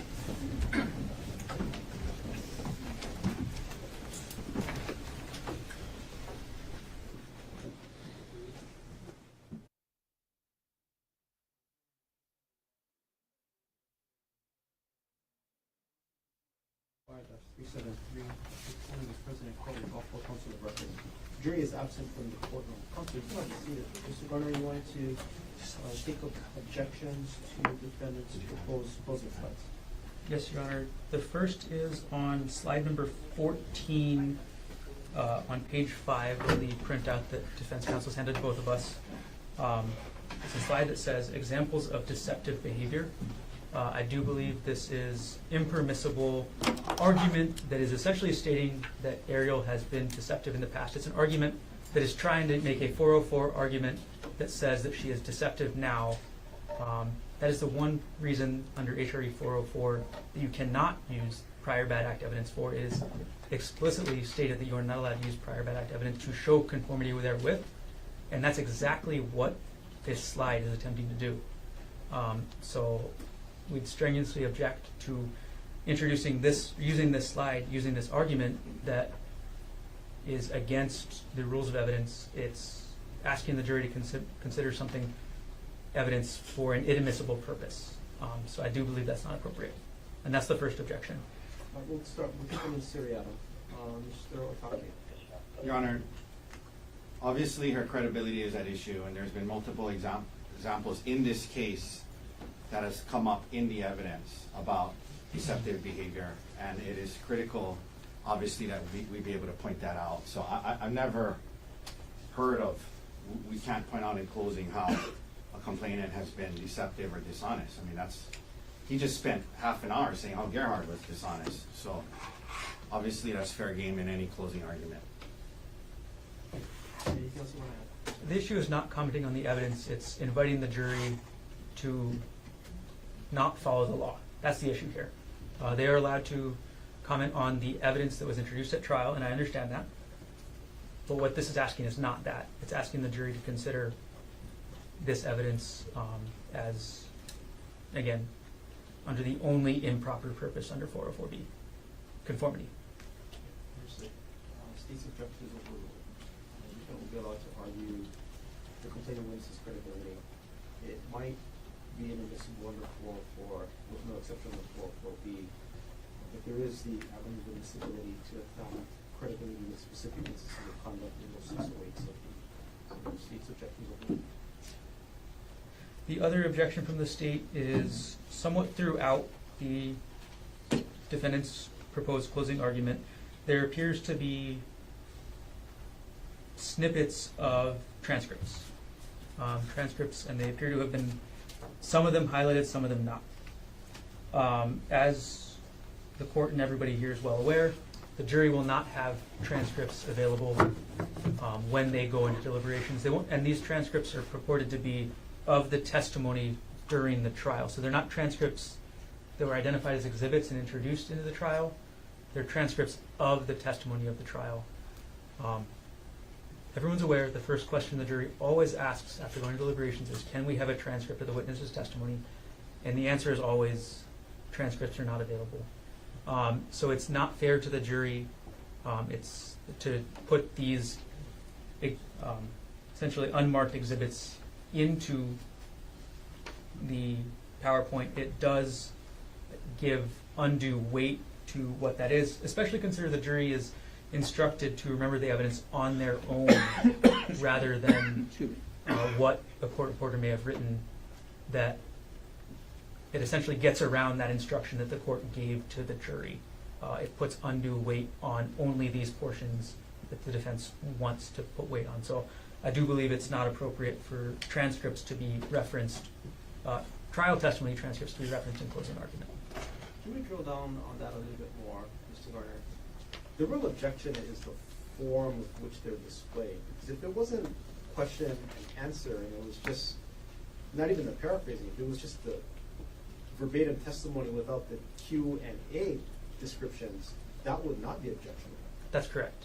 And that's why putting it in, this format with the new Courier font, when it's clearly a transcript written by somebody else, gives it undue weight. It takes away that. Sorry, it's not the font. Only we know it's Courier font. But it's the format of the Q&A. Yes. That's the main reason. Okay. Mr. Otake. Your Honor, I've done this in many trials. It's pretty commonplace. I've done it in civil trials. I've done it in criminal trials. We took the time and money to order the dailies, and it's what was said in court. It's the best evidence of what was said. And I'm just, whether it's in that format or another format, it's the same substance. There's nothing improper about doing this. I've done it many times in many courts. They had the option to order the transcripts and use their government resources to pay for it. They chose not to. And so this is what was said in court. And I'm not taking it out of context. I'm not going to argue it inappropriately. You know, I'm not going to, I mean, it's just what was said. I don't know if, I mean, what font it's in or what, like, it is what was said. And we chose to order it and pay for it, and I've done it many times, and I'm not aware of any rule that says we can't do this. So I'm asking that the objection be overruled and we get on with closing.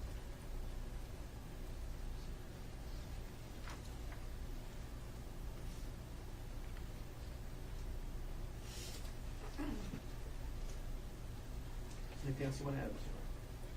No.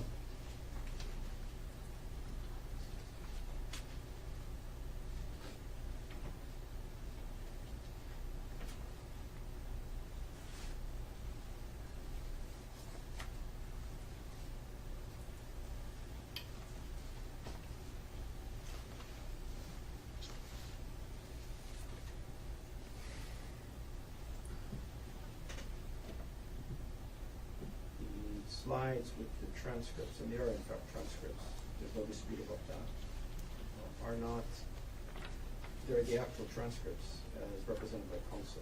It's not a misrepresentation of what was said. It's not even a paraphrasing of it. While I'm uncomfortable about the form, at this point in time, I'll overrule the objection and allow the parties to proceed. Thank you, Your Honor.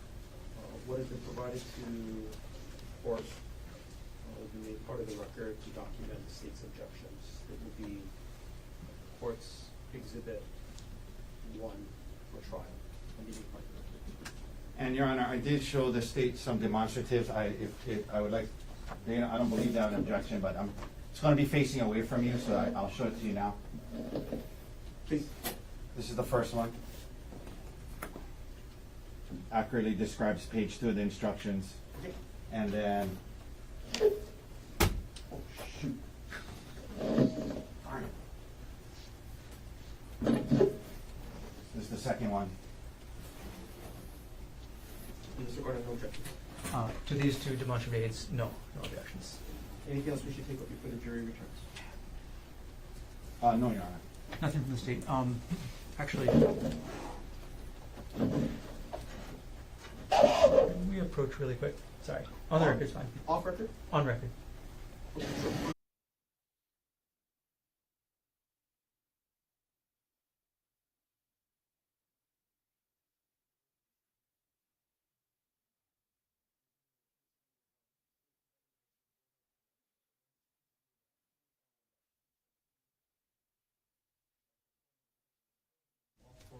Record. All jurors are back in court. Ladies and gentlemen, thank you very much for your patience. Before we hear from Mr. Otake, the argument that the state made about justice requiring a particular verdict, and that Mr. Garner made right before we ended, is stricken from the record. You are to return a verdict based on the evidence that's presented, or the lack of evidence, or reasonable inferences therefrom, as well as the court's instruction on the matter. Mr. Otake, are you ready to present defendant's closing argument? I am. Thank you, Your Honor. Please. Good morning, ladies and gentlemen. I want to begin by thanking you all for your time and dedication to this case. Most people serve on juries a couple, 2-3 days. You guys have been here for close to a month now, and I want to just express heartfelt thanks for that. It was your time and doing that made sure that Gerhardt got a fair trial. That's what this was about, and we appreciate your time tremendously. You know, we're at the end of the trial here, but I want to actually circle back to the very beginning. The very beginning, jury selection, and remind you guys about that. Multiple days, started off with 200-something jurors, whittled it down, excuse after excuse, people couldn't be here, couldn't be fair, couldn't set aside what they heard, weren't willing to give him a fair shake. And we whittled it down to less and less and less, and we ended up with the 16 of you here. And it wasn't by accident.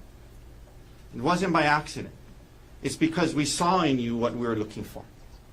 Jurors that would wait until you heard everything. Jurors that weren't going to convict somebody based off of media reports. Jurors that weren't going to just look at one side of things. Jurors who had logic, reason, and common sense. And most importantly, jurors who had integrity to follow the law on reasonable doubt. Objection, move to strike. None of this is evidence. Sustained. Please So continue. I'd like to move to strike the entire closing argument up to this point. Sustain the objection. Mr. Otake, please continue. We went through that process. You guys promised us you would do certain things. And we knew that you would. Now, I'm going to walk you through the evidence and the law today, and it'll be clear that there's reasonable doubt all over this case.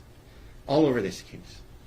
Before I do, he wants to, whole unwilling, unfaithful, unwilling, untrue. We talked about that. He wants to say unbelievable. I'll add another unword. Undeterred. They're undeterred by the evidence. It doesn't matter what it shows.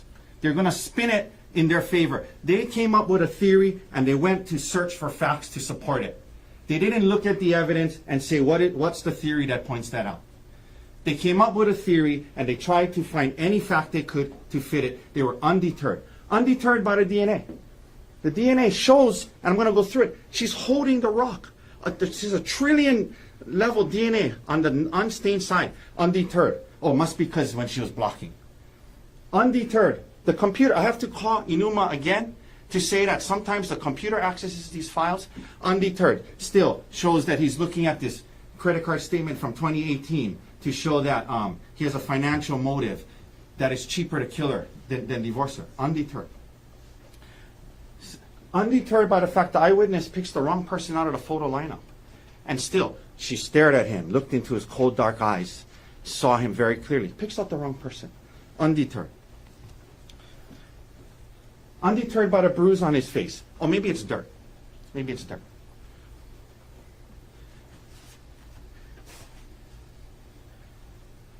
Evidence should lead to theories. You don't come up with a theory and then search for evidence to spin it to fit your theory. That's what happened in this case. Ladies and gentlemen, I'm going to go through just some of the law initially, and then we're going to come back, go through all the evidence, and then I'm going to come back on some other parts of the law.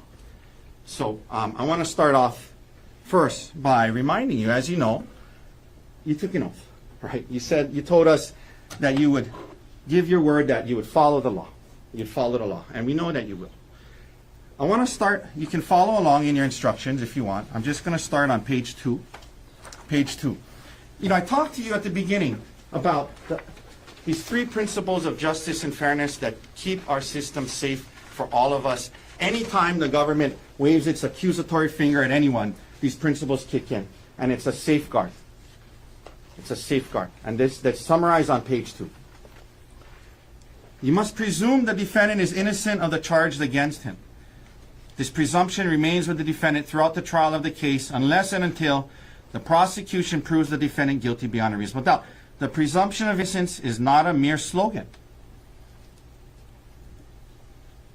Not a mere slogan, but an essential part of the law that is binding upon you. It's binding on you. It places upon the prosecution the duty of proving every material element of the offense charge against the defendant beyond a reasonable doubt. Now, I'm a visual learner. I had this chart earlier to help you guys understand how that works. We talked about how the presumption of innocence, you don't start in the middle. You don't start in the middle. It requires that you start here. You start here. It requires that. And then there's a gap, and it's a proof gap. This has to be filled with proof beyond a reasonable doubt before you even step this way. Before you even step this way. If there's no proof beyond a reasonable doubt, you don't move. You don't move. And let's look what a reasonable doubt is. You must not find the defendant guilty upon mere suspicion or about evidence which only shows that the defendant is probably guilty. Probably guilty is not good enough under the law that you took an oath to uphold.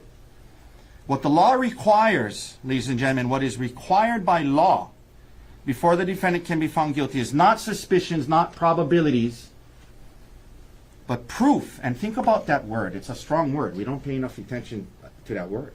Proof. That's a powerful word. Proof of the defendant's guilt beyond a reasonable doubt. That's the law. Probably not enough. That's the law. Again, visual learner, I have a chart to help you with this.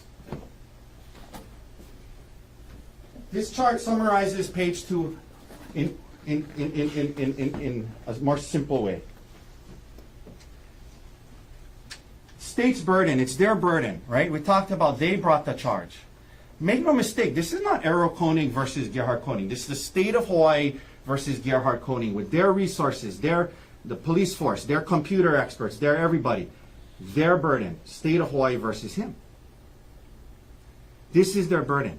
If they only provide, if obviously 100% you think he's not guilty, not guilty.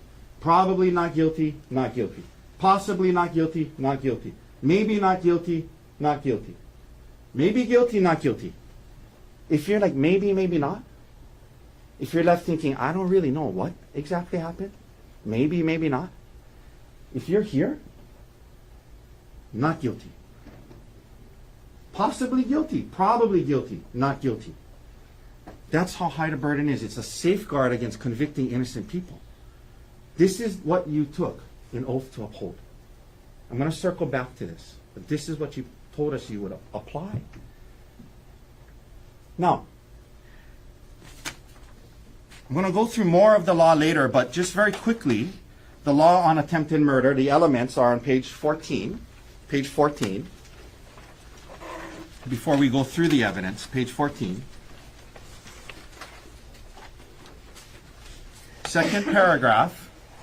A person commits the offense of attempted murder in the second degree if he intentionally engages in conduct which, under the circumstances as he believes them to be, is a substantial step in the course of conduct, intended or known to cause the death of another person. That his intentions was to kill her. That was his intentions all along. That's what they have to show. It goes down, paragraph 1, the elements. The defendant intentionally engaged in conduct.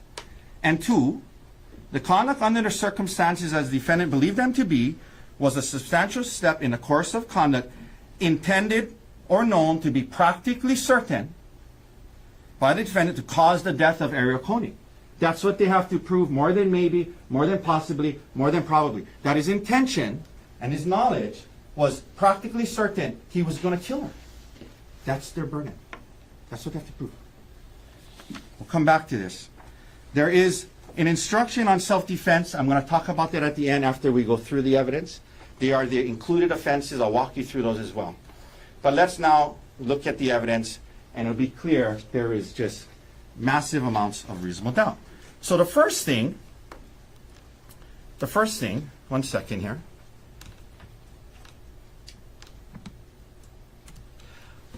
This issue about, was this planned? Okay. Was this planned? This big plan, he just went through this motive, that Gerhardt Konig, you got to know him, that he came up with this plan in late December, that it was going to be cheaper to kill her than divorce her. Was this planned? Let's look at the evidence. Is there a reasonable doubt about that? Let's walk you through that. First of all, she brought up the idea of going on a trip to Oahu. That was her idea. Why would that be the plan? If you're planning on killing somebody, you're an anesthesiologist, you have access to, as they fault him for being a doctor, I'm going to get into that a little later, having these things at home that he uses to save people's lives, that your plan is, let me not stay on Maui, where there's probably 800,000 less people and more secluded areas. Let me sneak syringes through TSA onto an airplane, come to the busiest island there is in Hawaii, 1 million people, go to a place, a trail, a parking lot I've never been to, that I'm not familiar with, and in broad daylight, 4 minutes from a very busy parking lot, I want to try and kill her. That's the plan? That makes absolutely no sense. Logic, reason, common sense. Why would you do that? The life insurance issue. Well, this is the busy parking lot. So I apologize. You saw this in, this was the plan, to come here. with all these cars, all these people. He says 99% don't hike or whatever. He didn't know that. He put in here, this is the plan, according to them, that he's going to come to this unknown place with all these people, all these cars, and try to kill his wife instead of just doing it on Maui. That's the plan, according to them.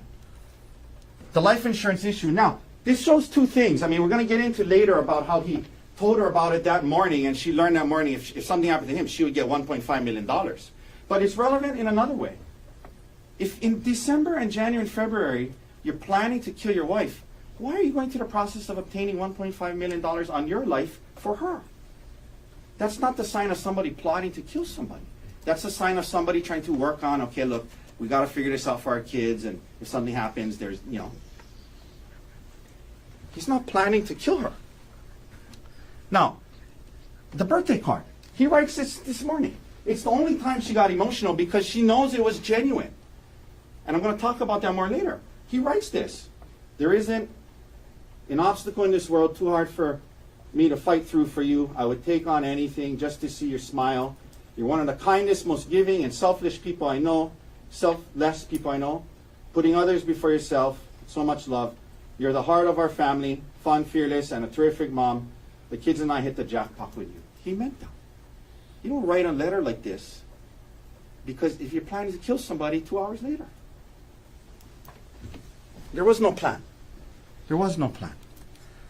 The Fed reservation. He made a reservation to go to dinner that night.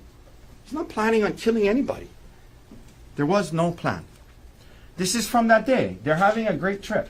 You know, they had gone through some rough times, but they were making some progress, in part because they weren't really talking about it. And that's why she felt comfortable. She didn't, I'm not saying she was trying to hook up with Miller again. She wanted to travel for work. And that's why she felt comfortable bringing, you know, hey, we've been making progress, but, you know, I got to travel for work, you know. And then she says, you know, my mom can come with me. That's what Gerhardt told you about. So this is them on the trip, right before, right the day before. This so-called big plan. There was no big plan. Now, why are they committed to saying that there was this pre-plan and financial motive? Well, because of course, it makes no sense anyone would have syringes on this hike unless this thing was pre-planned from earlier. So they have to stick to that, even though it makes absolutely no sense. There was no plan. And I got to tell you, you know, I got to tell you, okay. When they get into the fact that in like December or whenever it was, there's a text message where she's like, are you coming home soon? And he's like, this lady just got hurt on a hike and a rock fell on her, so I'm trying to like save her life. The fact that they're trying to say that at that time, the light bulb went on in his head and he was like, I got it. I can kill her on a hike with a rock. Objection. I mean, that's Improper ridiculous. argument. That's ridiculous. And a move to strike. Granted, that's argument What- stricken. Okay. Well, that's what he was pointing out. Okay. Objection again to improper argument. Sustained.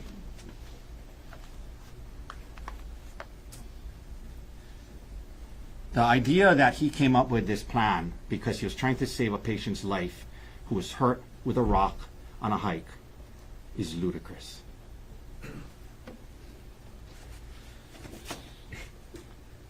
So, ladies and gentlemen, as much as they want to avoid it, as much as they try to talk about witnesses and corroborations, the reality is this. What happened on the mountain before the hikers got there, it is essentially she said, he said. The witnesses told you. They didn't see much. One witness only saw one hit, the other didn't see a hit at all. One of them picks out the wrong person in the photo lineup. Okay? Everything before that, they told you they can't say what happened, they don't know how it started. It's she said, he said. Now, by the way, these witnesses who apparently stood there and stared at him for 30 seconds, looking into his deep, cold eyes, they didn't see no syringes on the ground. You know the one she says she flicked out of his hand that landed right there? They're nurses. They didn't see that because it didn't happen. The point is, ladies and gentlemen, when it's your burden of proof, it's this high, and it is she said, he said. Your she said. Better not offend logic, reason, and common sense. better not offend be contradicted by the physical evidence, better not be highly motivated, better not have examples of many times where she was deceptive to the police and to you. And all of those are present with her testimony. I'm going to walk you through that. Now, logic, reason, and common sense. The bottom line is Arielle Konig is not reliable. She's not reliable. We talk about credibility. The question is reliability. Okay? Logic, reason, and common sense. We don't ask you to leave that at the door. We want you to bring that in here and look at what was said. Let's look at what she said, right? I mean, basically she's saying she wouldn't take the selfie, and then he was like, I'm tired of this shit, let me throw you off the cliff. And then he tries to stab her with a syringe as he's loading it first, and then he bashes her up to 10 times. That's her story. Okay. First of all, the way she describes it makes it sound like he had multiple arms, like an octopus. She says that she's covering, he's on top of her, covering her mouth, and then he has a syringe, and then he's loading he has a vial, and he's loading it, but he's holding her down. States the evidence. Can we approach, Your Honor? Sure, come on up.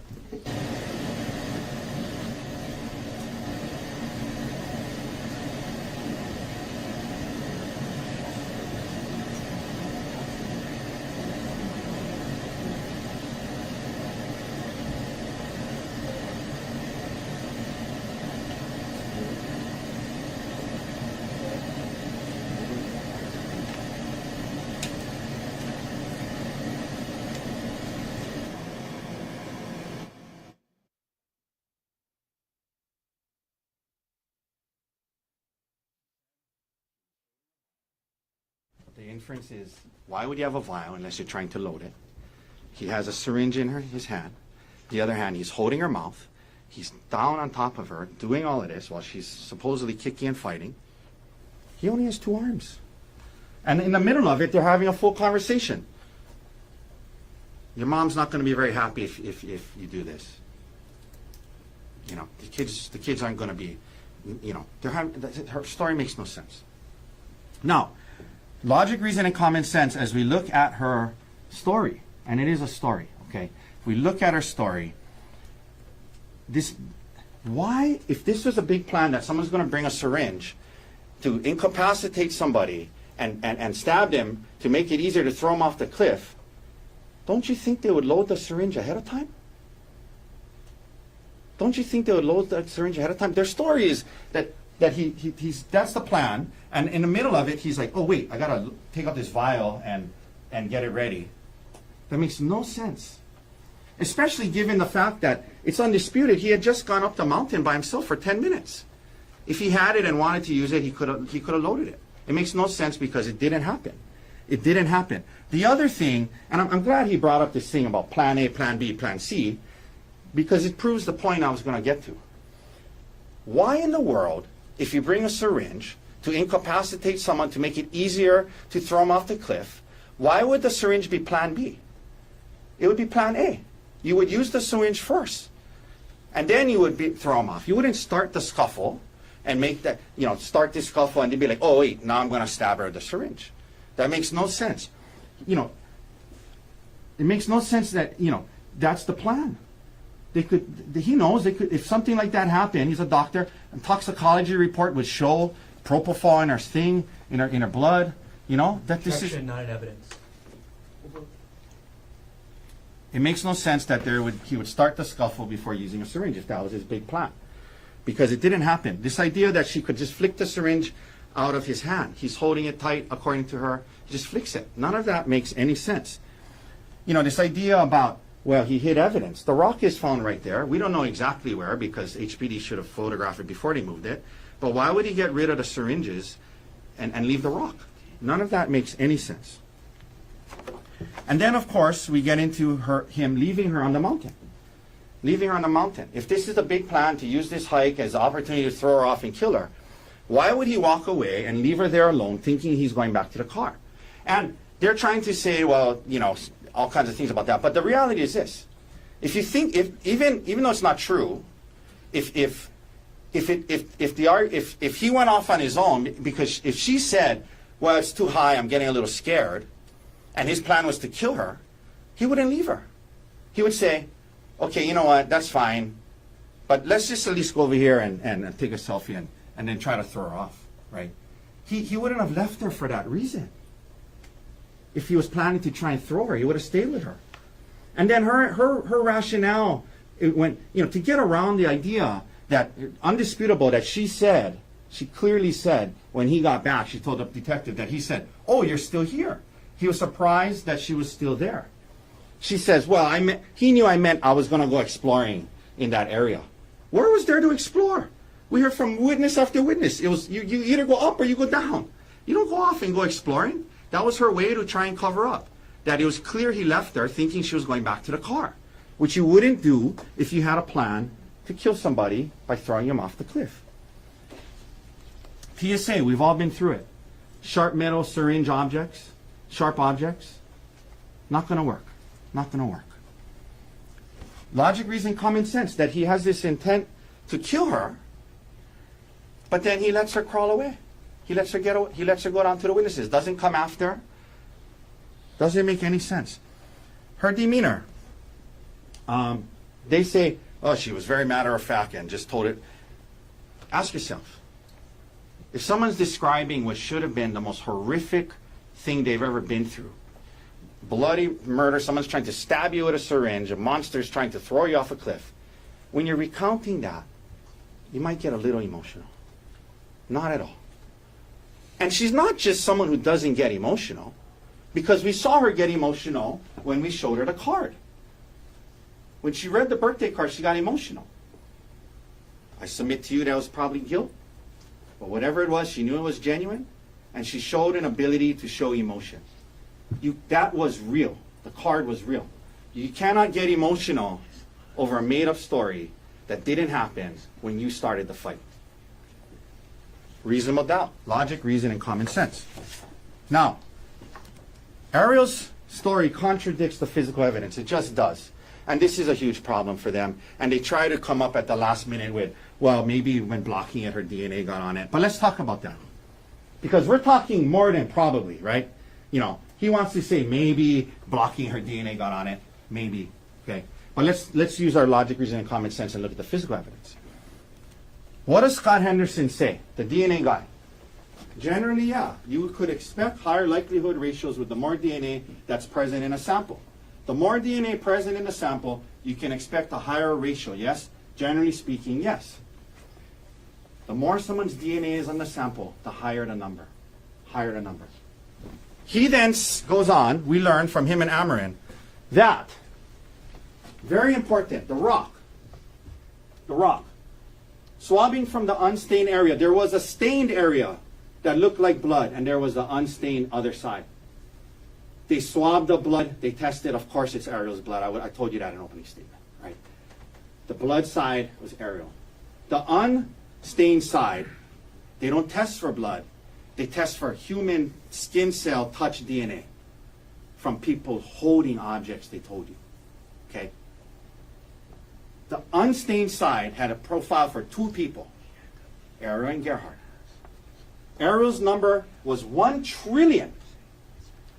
His was 290. Let's go back to what Henderson said.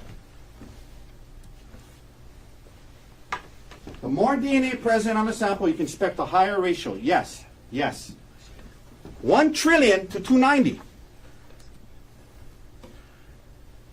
The rock was in her hand. The rock was in her hand. The DNA shows that. That blows away her whole story. That she didn't have the rock. The rock was in her hand. Her DNA is all over that.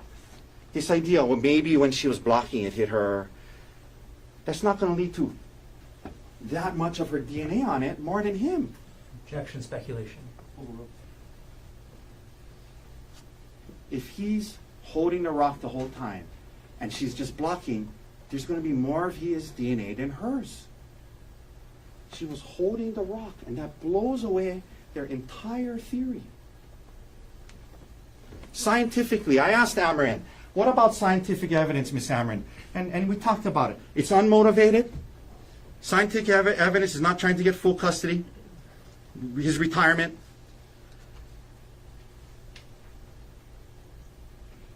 It doesn't lie. It is what it is. And they may say, well, maybe it was there because of this. Again, maybe, maybe not. A huge reasonable doubt. A huge reasonable doubt. She had the rock in her hand. 1 trillion to 290. Now, the other thing about the physical evidence is the injuries. They want to say, we heard about the stellate laceration. I'm going to talk more about it later. But it has one point and it spreads, right? And you heard. She at the end said she doesn't know how many times she was hit. The doctor, Grosjean, said 2, maybe 2. I cannot say how much more. Dr. Arden says 2 to 3. Okay. If she was hit 7, 8, 9 times with all his might, it would be way worse. Physical evidence doesn't support her version of events. Also, if she's under attack, she's going to be scratching, doing biting, as she says. He has no scratch marks, defensive wounds. There's no bite mark on him, even though she said she bit him. The physical evidence doesn't support her story. And that's a huge problem when it's this she said, he said, and this is your burden. That's a huge problem. Further problematic is the examples of deceptive behavior that we saw through her. Many examples of deceptive behavior that makes her unreliable. We heard about her deleting the text messages to hide it from her husband, to hide the extent of a relationship. That is inherently deceptive to do that. That's inherently deceptive. Now, the affair. Look, I'm not the morality police, okay? I'm not here saying she's an awful person because she had an affair. That's for you to decide, okay? Objection. The relevance. Improper. Sustained. And move to strike. Granted. Last argument on morality is stricken from the record. The relevance of the affair is primarily that she lied about it to the detective. The context is showed in the relationship in January, February, and December, but the relevance is she lied about it to the detective. And that is incredibly important when it is she said, he said, and is proof beyond a reasonable doubt. Let's look at this. This is, he said, well, she describes it to the detective as just some flirty text messages. He says, well, there's nothing in the text messages about sex. Well, she deleted most of them, so we don't really know what's in there. But we do know what we saw. On the trip, the day before he's going to confront her, this is at 11:22 p.m., presumably Hawaii time, or maybe it's California time, whatever, but it's late at night. She's sending this to Jeff Miller. Jeff Miller is sending her this. They have a nickname for Gerhardt, Konig, which is that radiology, nuclear, whatever. They call I have Konig. They have a code word to let each other know when he's around. She's listening to an audiobook, How to Help My Spouse Heal from My Affair. That's what she's listening to. He says to her, you're engaged and continue an elaborate secret affair instead of coming to me asking to work on our relationship. And her response is, if anything, I learned how stupid it was this time and I know how to make sure it doesn't happen again. That's her response. Okay? Now, to the detective, no affair, just some flirty text messages. To you guys, no affair, just some flirty text messages. You saw 12/1, December 1st, all day long on a Sunday. Good morning, all day long, good night. And that's how she says it to the detective. She was misrepresenting, deceptive, and lying to the detective. Further examples of deceptive behavior is what she does with her primary care doctor and the records. After the fact, she tells her primary care doctor in an email to can you add traumatic brain injury? I want to make sure the documentation is consistent between my care at Queens back here in Maui. And that's the important part. Why is that important? Because, number one, she says she doesn't recall reviewing the Queens records. The Queens records doesn't mention traumatic brain injury. Arden told you that, don't you think if traumatic brain injury was in her Queens records, they would have asked Grosjean or Carlton Whitney that? It wasn't in there. So this shows she is not just asking the primary care doctor to do this, She's deceiving the primary care doctor into believing that the Queen's record said traumatic brain injury, so the PCP will be like, oh, okay, I'll add it. It's deceptive behavior. It's incredibly misleading. Now, she says she's surprised about the work bag. She's surprised about the work bag. Oh, I didn't know. She knew he had it there. She knew there was syringes and vials in there. She calls her attorney. And then they turn it in and say, oh, surprise, look what I found. She knew it was there. She knew it was there. She lied about that. She lied about her affair. She lied to her primary care doctor. You know, there is I really like quotes. So there's an author, famous author, by the name of Samuel Clemens. Most of us know him better as Mark Twain. Mark Twain was giving a speech once to some young people about the dangers of being untruthful.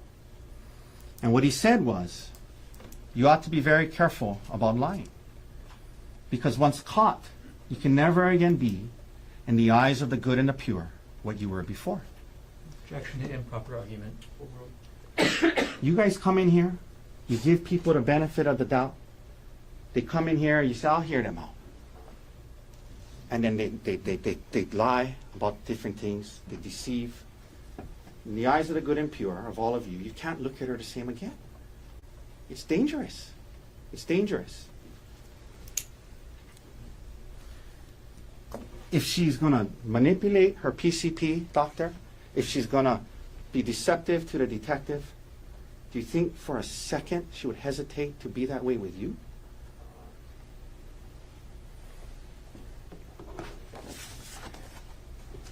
And then we get into bias interest motive. We talked about this. How she knew a divorce was coming. She wanted full custody, how they're using these allegations against him to get full custody, to make it where he can't ever see his kids again. To get half his retirement. To get all of the house, things that she might not get. She knows that. She said to you that their statement is, we want full custody, but if depending on the outcome of the case, that can be revisited later. She knows the ramifications. Now, let's compare that to Dr. Gerhardt Konig. You got to see him. Trust your gut. Trust what you know about people. Is he somebody that is a monster that came up with this plan to stab his wife and throw her off a cliff? Is that the sense you got from him? Or was he a hurt human being struggling with infidelity but trying his best? You know, they talked about his parents, how they moved from South Africa when he was young. He worked really hard to become a doctor. He talks about, oh, he was trying to control everything about her. All of this awful controlling guy. What does she say? Prior to December, you generally describe your marriage as good, right? Yes, sir. This is what Arielle said. You don't describe your marriage as good if somebody is a controlling, coercive, violent person. There's a lot embedded in this. You don't describe it as a good marriage if unless they're a good dad. Look, domestic violence is horrible. There's some awful men out there that use their power, control, financial means to control women in improper ways. This is not him. That's not him. She wouldn't say it was a good marriage if he was like that. His version of events, they fault him for wanting to see her phone and things like that. The audiobook said that's what it takes. This is Arielle. I asked you earlier, you understood the audiobooks you're listening to by these professionals says to give up privacy, give up access, get them to trust again. She says yes. They're faulting him for the professional advice, what is said. He's not trying to deprive her of her career. He's trying to stop her from seeing the guy that she had an affair with. He was fine with her getting another job. That's a very human thing. Why would you be okay with her going back to work with the guy that she had an affair with? Now, he went into detective mode when he found out about the affair. That's a very human reaction. You know, very human. He was on the computer looking up Reddit and infidelity and getting some advice. It's not easy when your partner cheats on you. He's struggling with it. They're making some progress in January and February because counseling, she turns it about, not about the affair, but about other issues. But they're making progress. They're kind of heading in a good direction. They go on this hike. And it makes sense that at that hike, she brings up this issue of, again, not that I want to be with Miller, but hey, I got to travel for work. Okay, I got to travel for work. And this is a detail that you just can't make up, right? He says, then when they're fighting about it, she said, well, my mom can come with me to chaperone.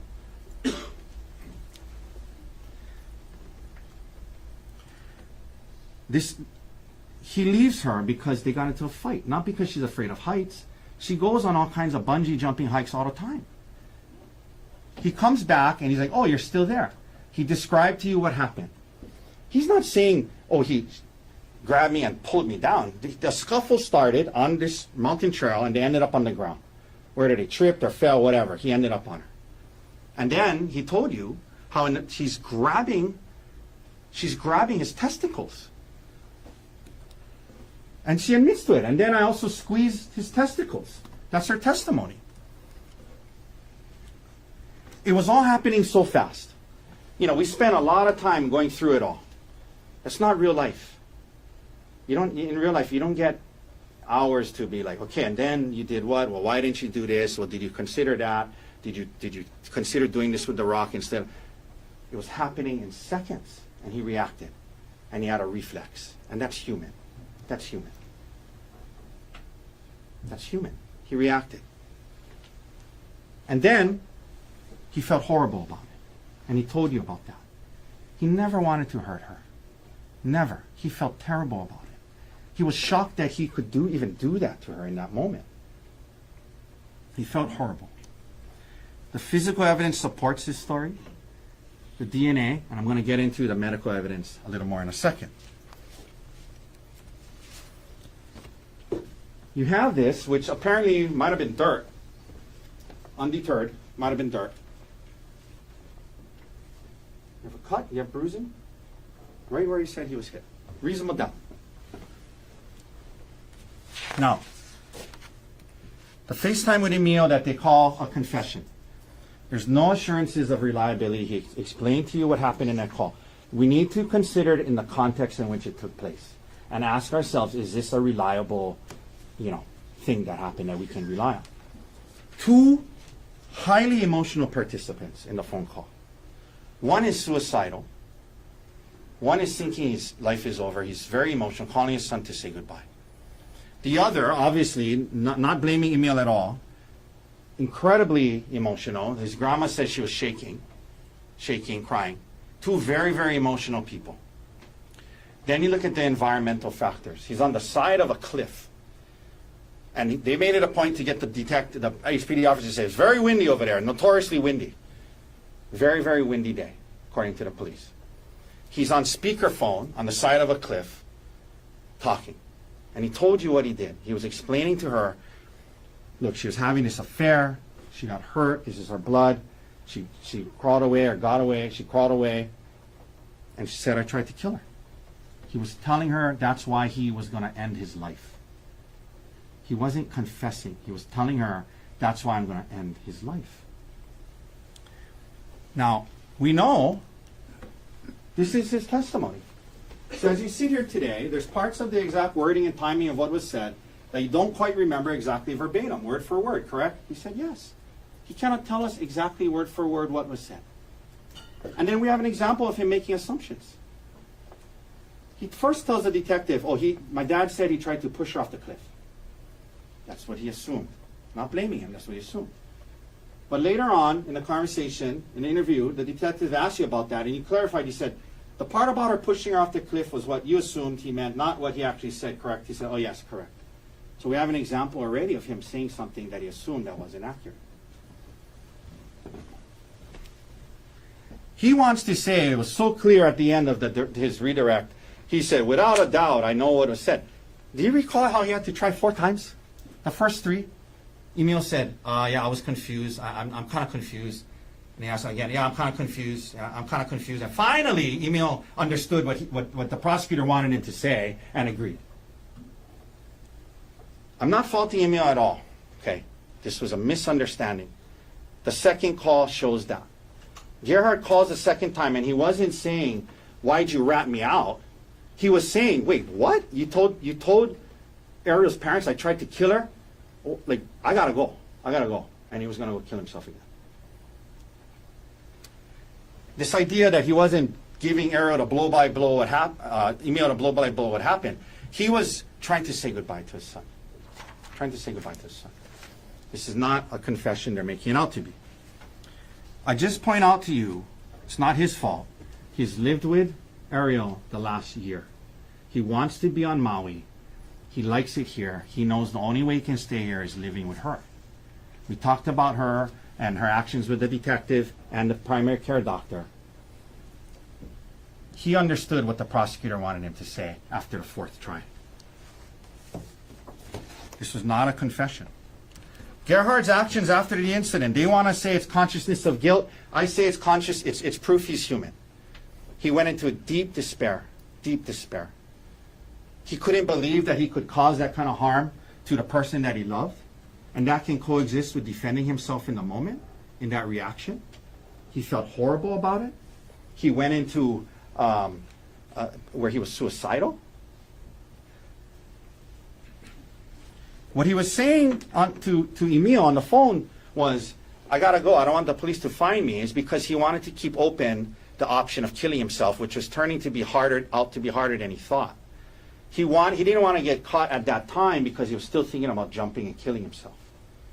He wasn't evading the police for the purpose of, I don't want to get caught. He wanted to be able to kill himself and have that option. And we'll talk about when he turned himself in later. And that's why he did what he did with the SIM card. He didn't want the police to find him because he was thinking about killing himself. And this idea that in the middle of this suicidal place of being super emotional, that you open your SIM card, you bend a paperclip, open it, and you're going to take the time to put it back where it was instead of just leave it over there.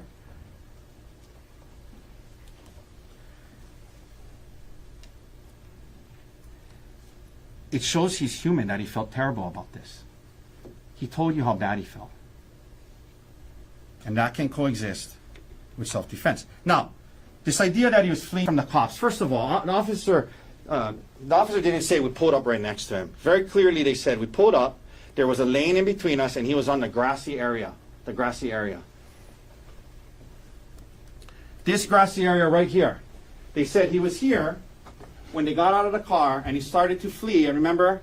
And I said, come on, how the heck was he not going to get in the bushes if that were the case?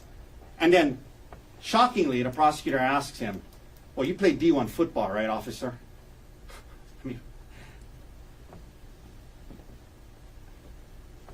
the fastest man in the world, Usain Bolt, Olympic sprinter from Jamaica, could not get to him from the car if he's trying to get into the bushes. Look, I get it. Officer safety. Look, I'm not faulting them. They came in hot. They're the strategic enforcement detail. Apparently, you got to be 300 pounds to be in it. I get it. They think he has a syringe. Okay? They come in hot. They couple strikes. Don't hit him in the face and arrest him. I'm not faulting them for that. I don't know about this, saying he was trying to flee. Okay, that's not cool. Okay? But I get it. Officer safety.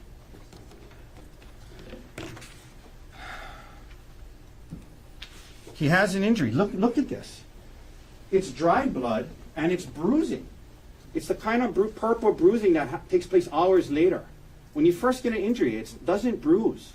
This happened earlier. Dry blood, purple bruising. That takes time to get to that point. A theory in search of facts. I talked to you guys about this. To try and use a computer to manufacture financial motive without telling us last week that sometimes, I'm sorry, how much time is that? Thank you. That sometimes the computer opens files and shows it was accessed? Don't you think that would have been fair to tell you guys that? Instead of leading you to believe that 100% Gerhardt looked at all of these things? Look, make no mistake, he said 80% of it he looked at. He's not hiding that. He's just, when he's up here saying, like, I don't remember at 3 a.m. looking at a 2018 Amex credit card statement that was in my old divorce file. And, but undeterred. It shows he had a financial motive. He was looking up how much his divorce costed him in the past. What? He makes a lot of money as a doctor.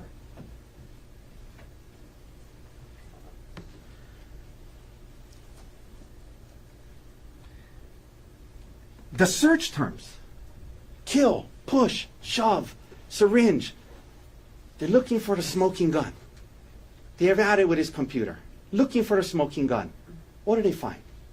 No smoking gun. Just some search about hikes that you would search if you were truly just going on a hike. Again, maybe, maybe not. They were looking for a smoking gun. They don't find it, so what do? They manufacture a motive, undeterred, theory in search of facts. Oh, no smoking gun. But you know what? It shows he's looking at financial documents. He has a financial motive. It's not fair.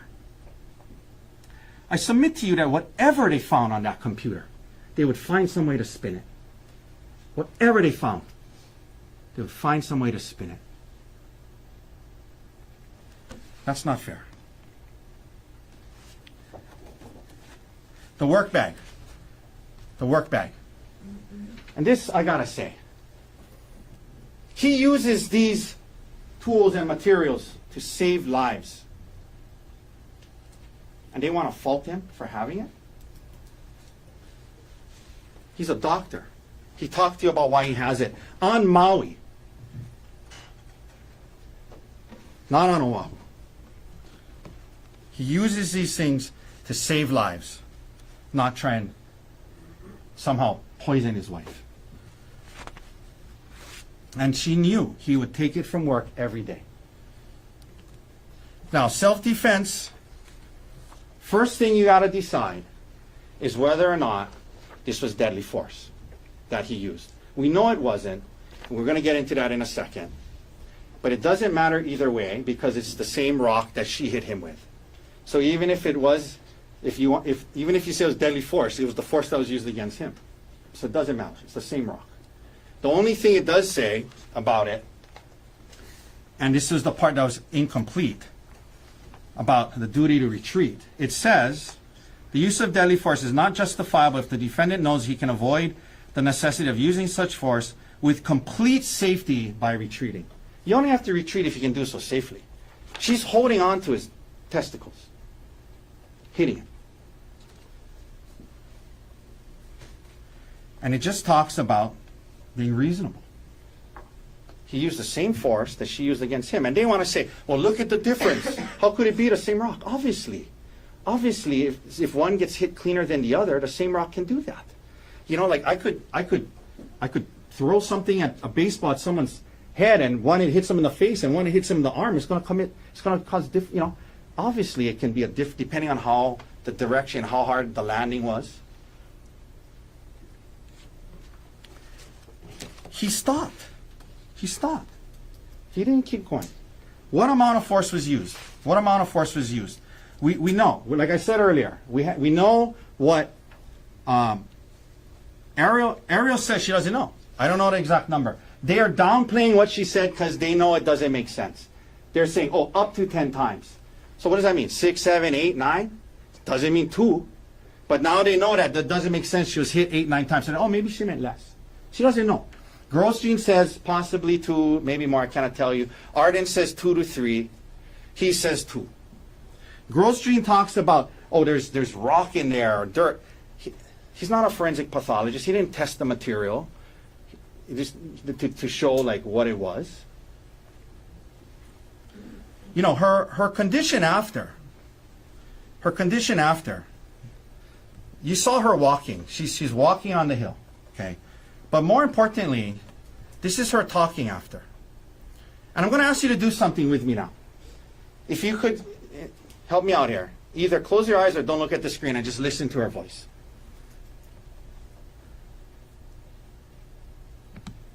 Where does he work? He works for TMG at Maui Memorial Medical Center. TMG is called it. At Maui Memorial. Memorial, yeah. So TMG is a group of anesthesiologists. Did you guys drive here today? Yeah. Which is your car? It's a Nissan Rogue. Do you remember the license plate? If not, that's okay. It's not our car. We live on Maui. What color is it? The Nissan. It's like black or it's gray. It's gray. Can we just wet my mouth? Like a wet paper towel turning my mouth filled with books. I don't have any more on me, so. Sorry, I know. No, you're an angel. Trying to stop the bleeding until they get here. I know, I really. 24. What was Gerhardt wearing today? Wearing like a light gray shirt and Okay. Does she sound like she has a traumatic brain injury to you? She sounds okay. Look, I'm not saying it wasn't a bad cut. And look, I'm not, nobody wanted her to have that cut. I'm not saying it's not, I'm just saying the level of force he used, you can see. He talks about chunks missing from his scalp. No doctor said that. It was soft tissue. You heard from Dr. Arnett, a very credible man, that apparently for 14 grand is going to sacrifice his integrity. Obviously, he's not going to do that. He told you the blood is not a good indication of the severity. The blood is not a good indication of severity. No skull fractures, no soft tissue. The tip of her thumb, he said, it was just the very tip. And sure, after the first hit, he puts her thumb, it hits hit. Just the tip is fractured. We heard about that. All three doctors agree. No substantial risk of death and no serious bodily under the law. All three said that. We talked about the stellate laceration. The Glasgow coma score was 15 out of 15. Triage, they waited a few hours outside because she wasn't in that serious of a condition. She had a bad laceration. They sewed it up. She went home the next day. And I don't mean to. He feels terrible that happened. But he wasn't trying to kill her. That's about the amount of force that was used. Now, her eye. Let's look at this photo. The orbital is the most fragile area there is. And he said, very fragile bone. If he hit her with that rock, it would have broke bones. There was a scuffle. They landed on the ground. They're fighting. There's elbows. He's going for the rock. They're fighting for it. There's no doubt her eye got hurt in this thing. But he didn't smash her eye with the rock the way they want you to believe.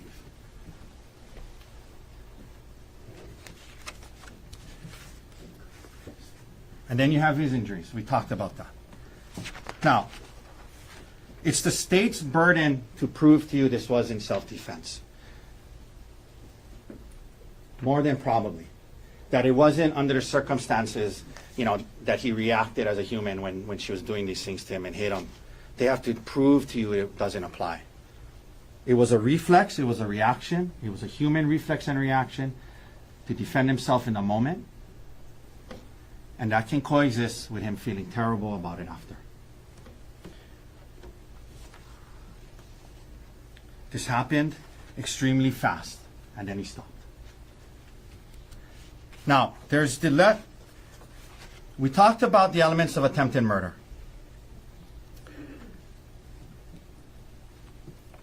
He had no intent to kill her. You see on the bottom, and self-defense applies. They have to disprove those two, self-defense. Then there's something that takes you down to the others, right? The other offenses. If and only if you find the defendant not guilty of attempted murder, then or unable to reach a verdict, unanimous verdict, then you must consider these other included offenses. None of them apply. Self-defense is a defense to all of them. If you think that they didn't disprove self-defense, it goes all the way down. But you work your way down through these things. I'm just going to go through it quickly because I don't have a lot of time. The next one is attempted assault in the first degree. That he took a substantial step in conduct intended to culminate in the commission of assault in the first degree. that he intentionally or knowingly was trying to cause serious bodily injury. Let's look at the definition of serious bodily injury. Serious bodily injury means bodily injury which creates a substantial risk of death or which causes serious permanent disfigurement or protracted loss or impairment of the function of any bodily member or organ. The doctors say she didn't have that.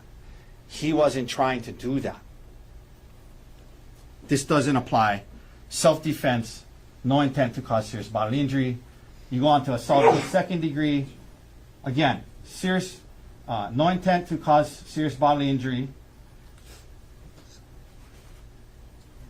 Self-defense applies to all of this.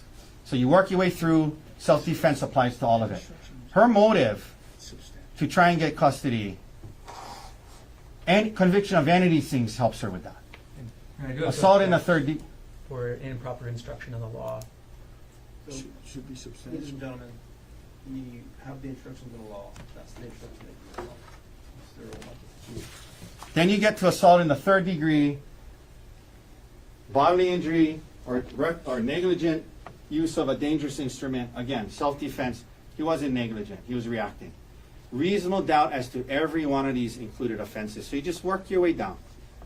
And then there's something after that called a mutual affray. If this was a mutual affray.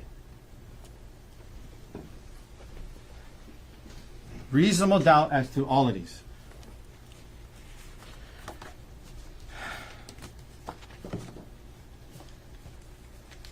Now, I'm almost at the end here. I have couple more minutes. I want to end by saying a few things. This is the law. I ask you to use this as a guide to your deliberations. It's not about trying to figure out what happened. Your only goal is to answer the question, is there a reasonable doubt? Did they prove beyond a reasonable doubt this was not self-defense? More than possibly, more than probably. Let that guide your deliberations. It's a way to simplify things. After you talk about any piece of evidence, come back and remind each other, yeah, but does that prove this beyond a reasonable doubt? Let that guide your deliberations. You know, I couldn't help but think last night.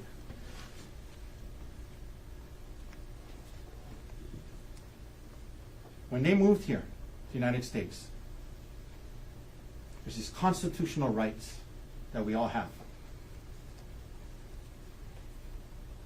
They didn't know it at the time, but it was for a moment just like this.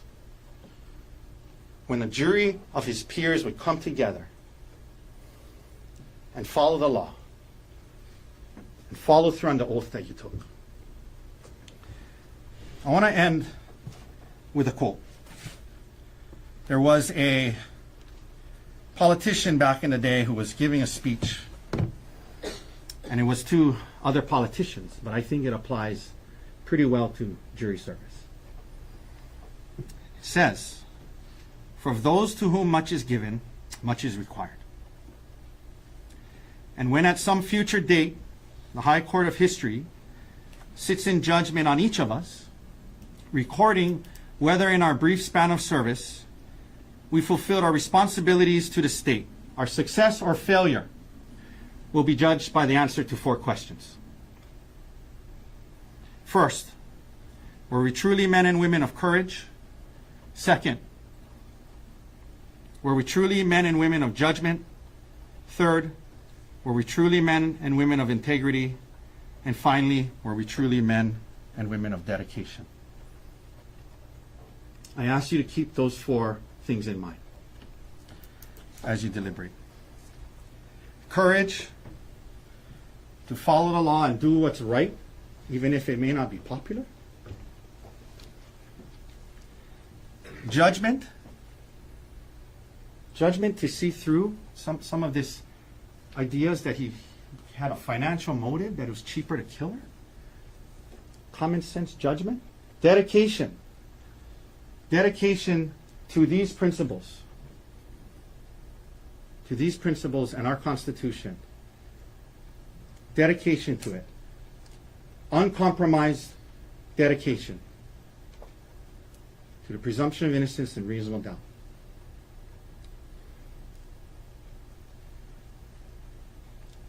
Deliberate that way. Uphold your oath. Follow the law. Let this guide you. Enforce the reasonable doubt standard. Follow the law. Do these things. And integrity will be yours. Thank you for your time over the last month. On behalf of Dr. Konig and Manta Dirks, thank you all for your time.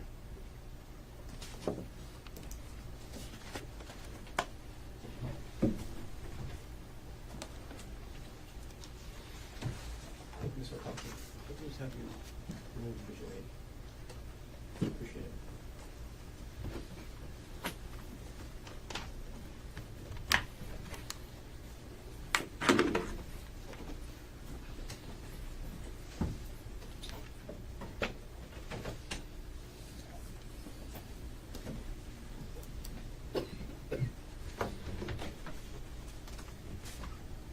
Stacey Roll.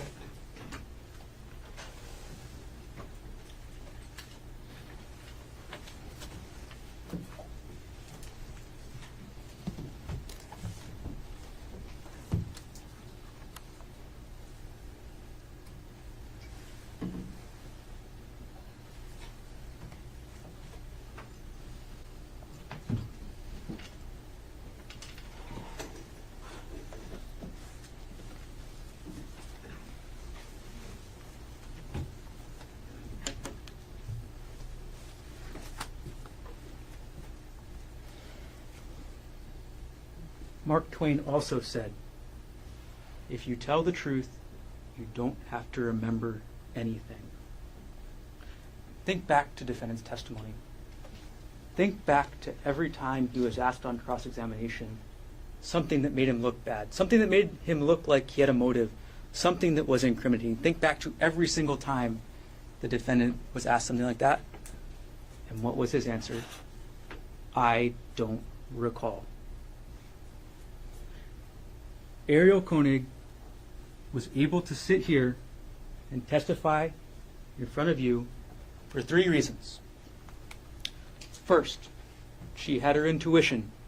She saw the defendant looking at her feet on that trail. She saw the defendant tracking her every move. She saw the defendant making sure he saw where she was. And that's what made her feel uneasy. It was her intuition. Second, she fought back. She fought for her life that day.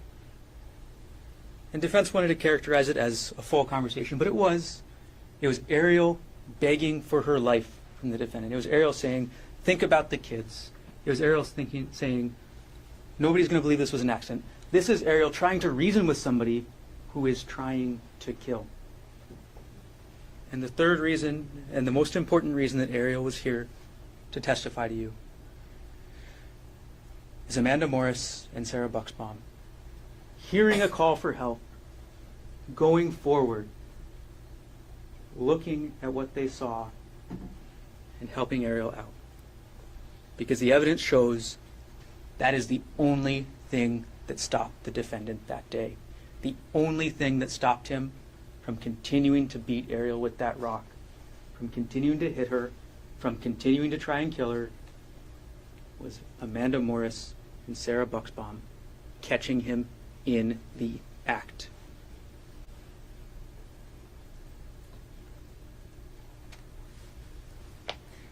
Defense wants you to think about the life insurance. But you should think about it differently. This is a couple who's going through it in their marriage. Why is it time to renew life insurance? Does that make any sense? No. What the life insurance is, what many of defendant's actions are, is the defendant covering his tracks. The cover-up proves the crime. Defendant had control of the scene when he was done, so he took the evidence with him. He didn't need to take the rock. In fact, he knew that he was seen with the rock. He knew that Amanda and Sarah saw him with the rock. Why take it? And what reason would Arielle have to make up the syringe? None. Think about what Arielle knew. Arielle knew that he had tried to push her. Arielle knew they were right next to a cliff. Arielle knew that people walked up as she was being beaten with that rock. She had enough already. There's no reason to make up the syringe. Defendant's attorney said something. These are the facts you just can't make up. And that's what the syringe is in this case. It's a fact you just can't make up.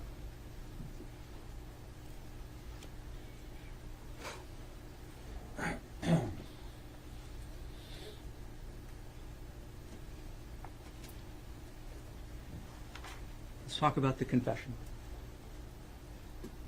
Emile told you he has no doubt about what the defendant told him. If this was truly a goodbye phone call, if this was truly the defendant telling his son that he was going to commit suicide, what purpose at all would there be to accuse Arielle of having an affair? What purpose does that serve in saying goodbye? That makes no sense.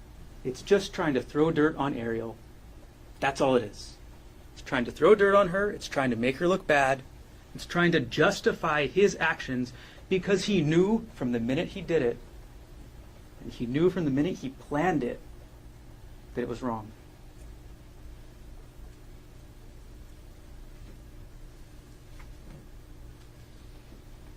And then look at that timeline again. Why? It makes no sense. The defendant was simply trying to say goodbye. It was simply a miscommunication between himself and Emile. If it was a miscommunication, why wasn't it cleared up? Why wouldn't he just tell Emile in that second phone call? Why would in neither of the FaceTime calls the defendant say anything about self-defense? Why wouldn't the defendant say anything about Arielle supposedly attacking him? Because in that moment, he was confessing. In that moment, he had a guilty conscience. And that's why he did what he did. That's why he hid. That's why he tried to run from the police. Think about the list of people that would have to participate in this, what essentially is being alleged as a massive conspiracy to believe what defendant's saying. You have to disbelieve Arielle. You have to disbelieve Emile. You have to disbelieve Amanda. You have to disbelieve Sarah. You have to disbelieve the medical evidence. You have to disbelieve the doctor that the defense hired. And you have to disbelieve what you saw with your own eyes. That's why the defense asked you to close your eyes when they played that video. They wanted you to ignore what you see. That's what this case is about. That's what they're asking you to do. Open your eyes. Make a decision based only on the evidence, and the decision is clear. The defendant tried to kill her. The defendant tried 3 different ways, and he learned out multiple times that day. It is harder to kill than you may imagine.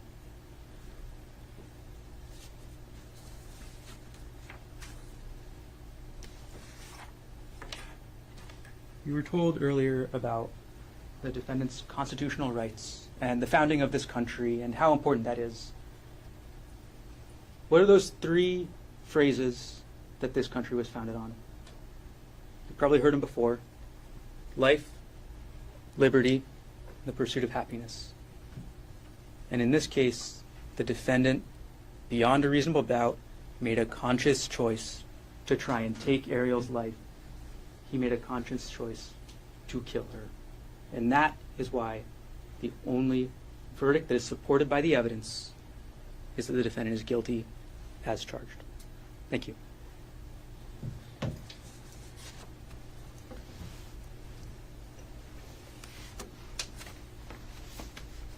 Thank you, Mr. Burnham.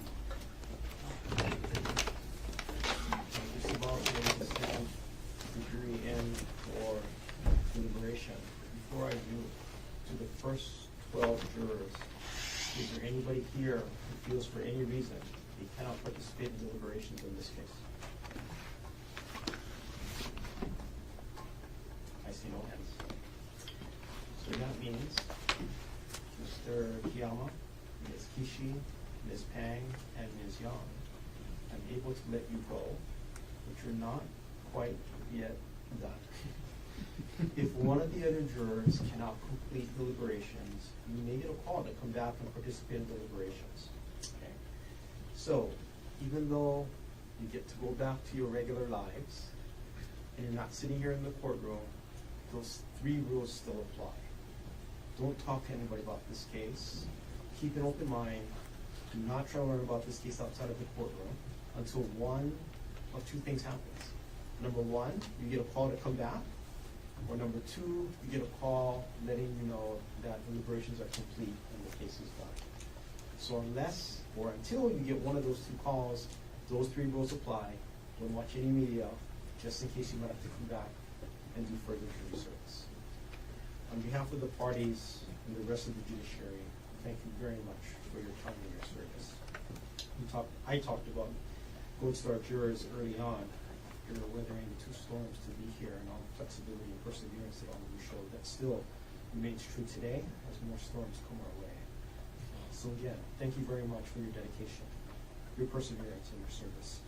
If I do not have a chance to talk with you later on, I hope you and your families remain safe during this upcoming storm. And again, you have our gratitude. Thank you very much for your service. You're free to leave the courtroom.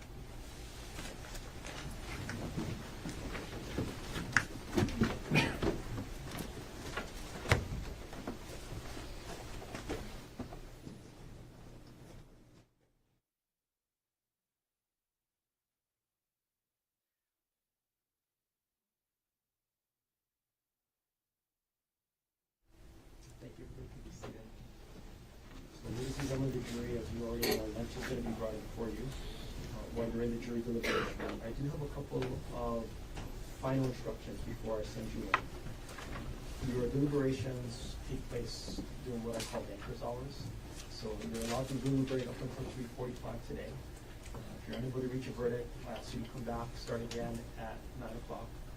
And the reason why if you ask why is it so early, because if there is a verdict, there is time needed to assemble everybody to receive the verdict, and it won't happen before the end of the day. So that's why I release jurors at 3:45. Have you come back at 9 o'clock if you don't reach a verdict today. You will have communication forms along with the verdict forms that will go into the jury deliberation room along with the exhibits. One note about the communication forms. If you do send the communication to the court asking a question, it does take some time before an answer can come back to you. Sometimes it takes up to 45 minutes, sometimes an hour. If you're waiting for a response, if you can continue on with the deliberations, please do so. A couple of other things. You will not have the opportunity to ask for any additional information that you think is helpful. So you have all of the evidence that's available to make your decision on this case. Also, there are no transcripts available for the testimony of the witnesses. So you have to rely on your collective recollection as to what the testimony may have been. Before I send you in, is McCallum, Ms. Alva Fisher. Will you stand and raise your right hand? Do both of you solemnly swear or affirm that you will take this jury in charge, that you will not communicate with them except by order of this court, that you will allow no one to communicate with them, and that you'll conduct them into court again whenever so requested by them or by order of the court? I will. I will. Thank you. So, ladies and gentlemen, I'm going to ask that you take your notebooks, take your jury instruction packets, and all your personal effects as you go into the jury deliberation room. All rise.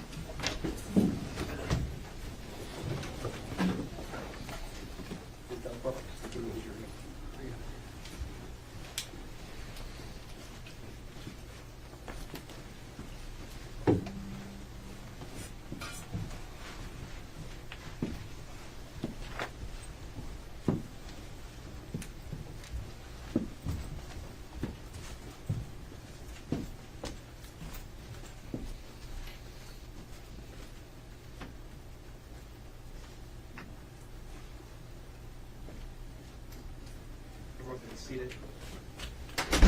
Jury is out of the courtroom. Mr. Barner, anything you want to place on the record before we recess? Nothing from the state, Your Honor. Mr. Otake, anything you want to place on record before we recess?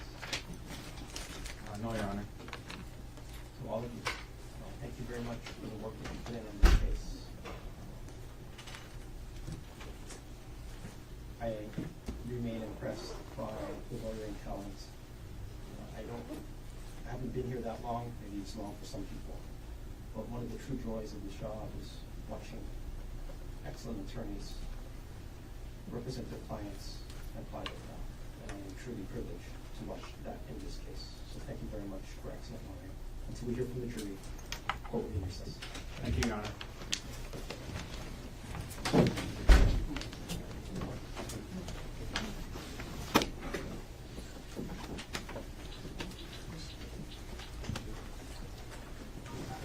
You are muted.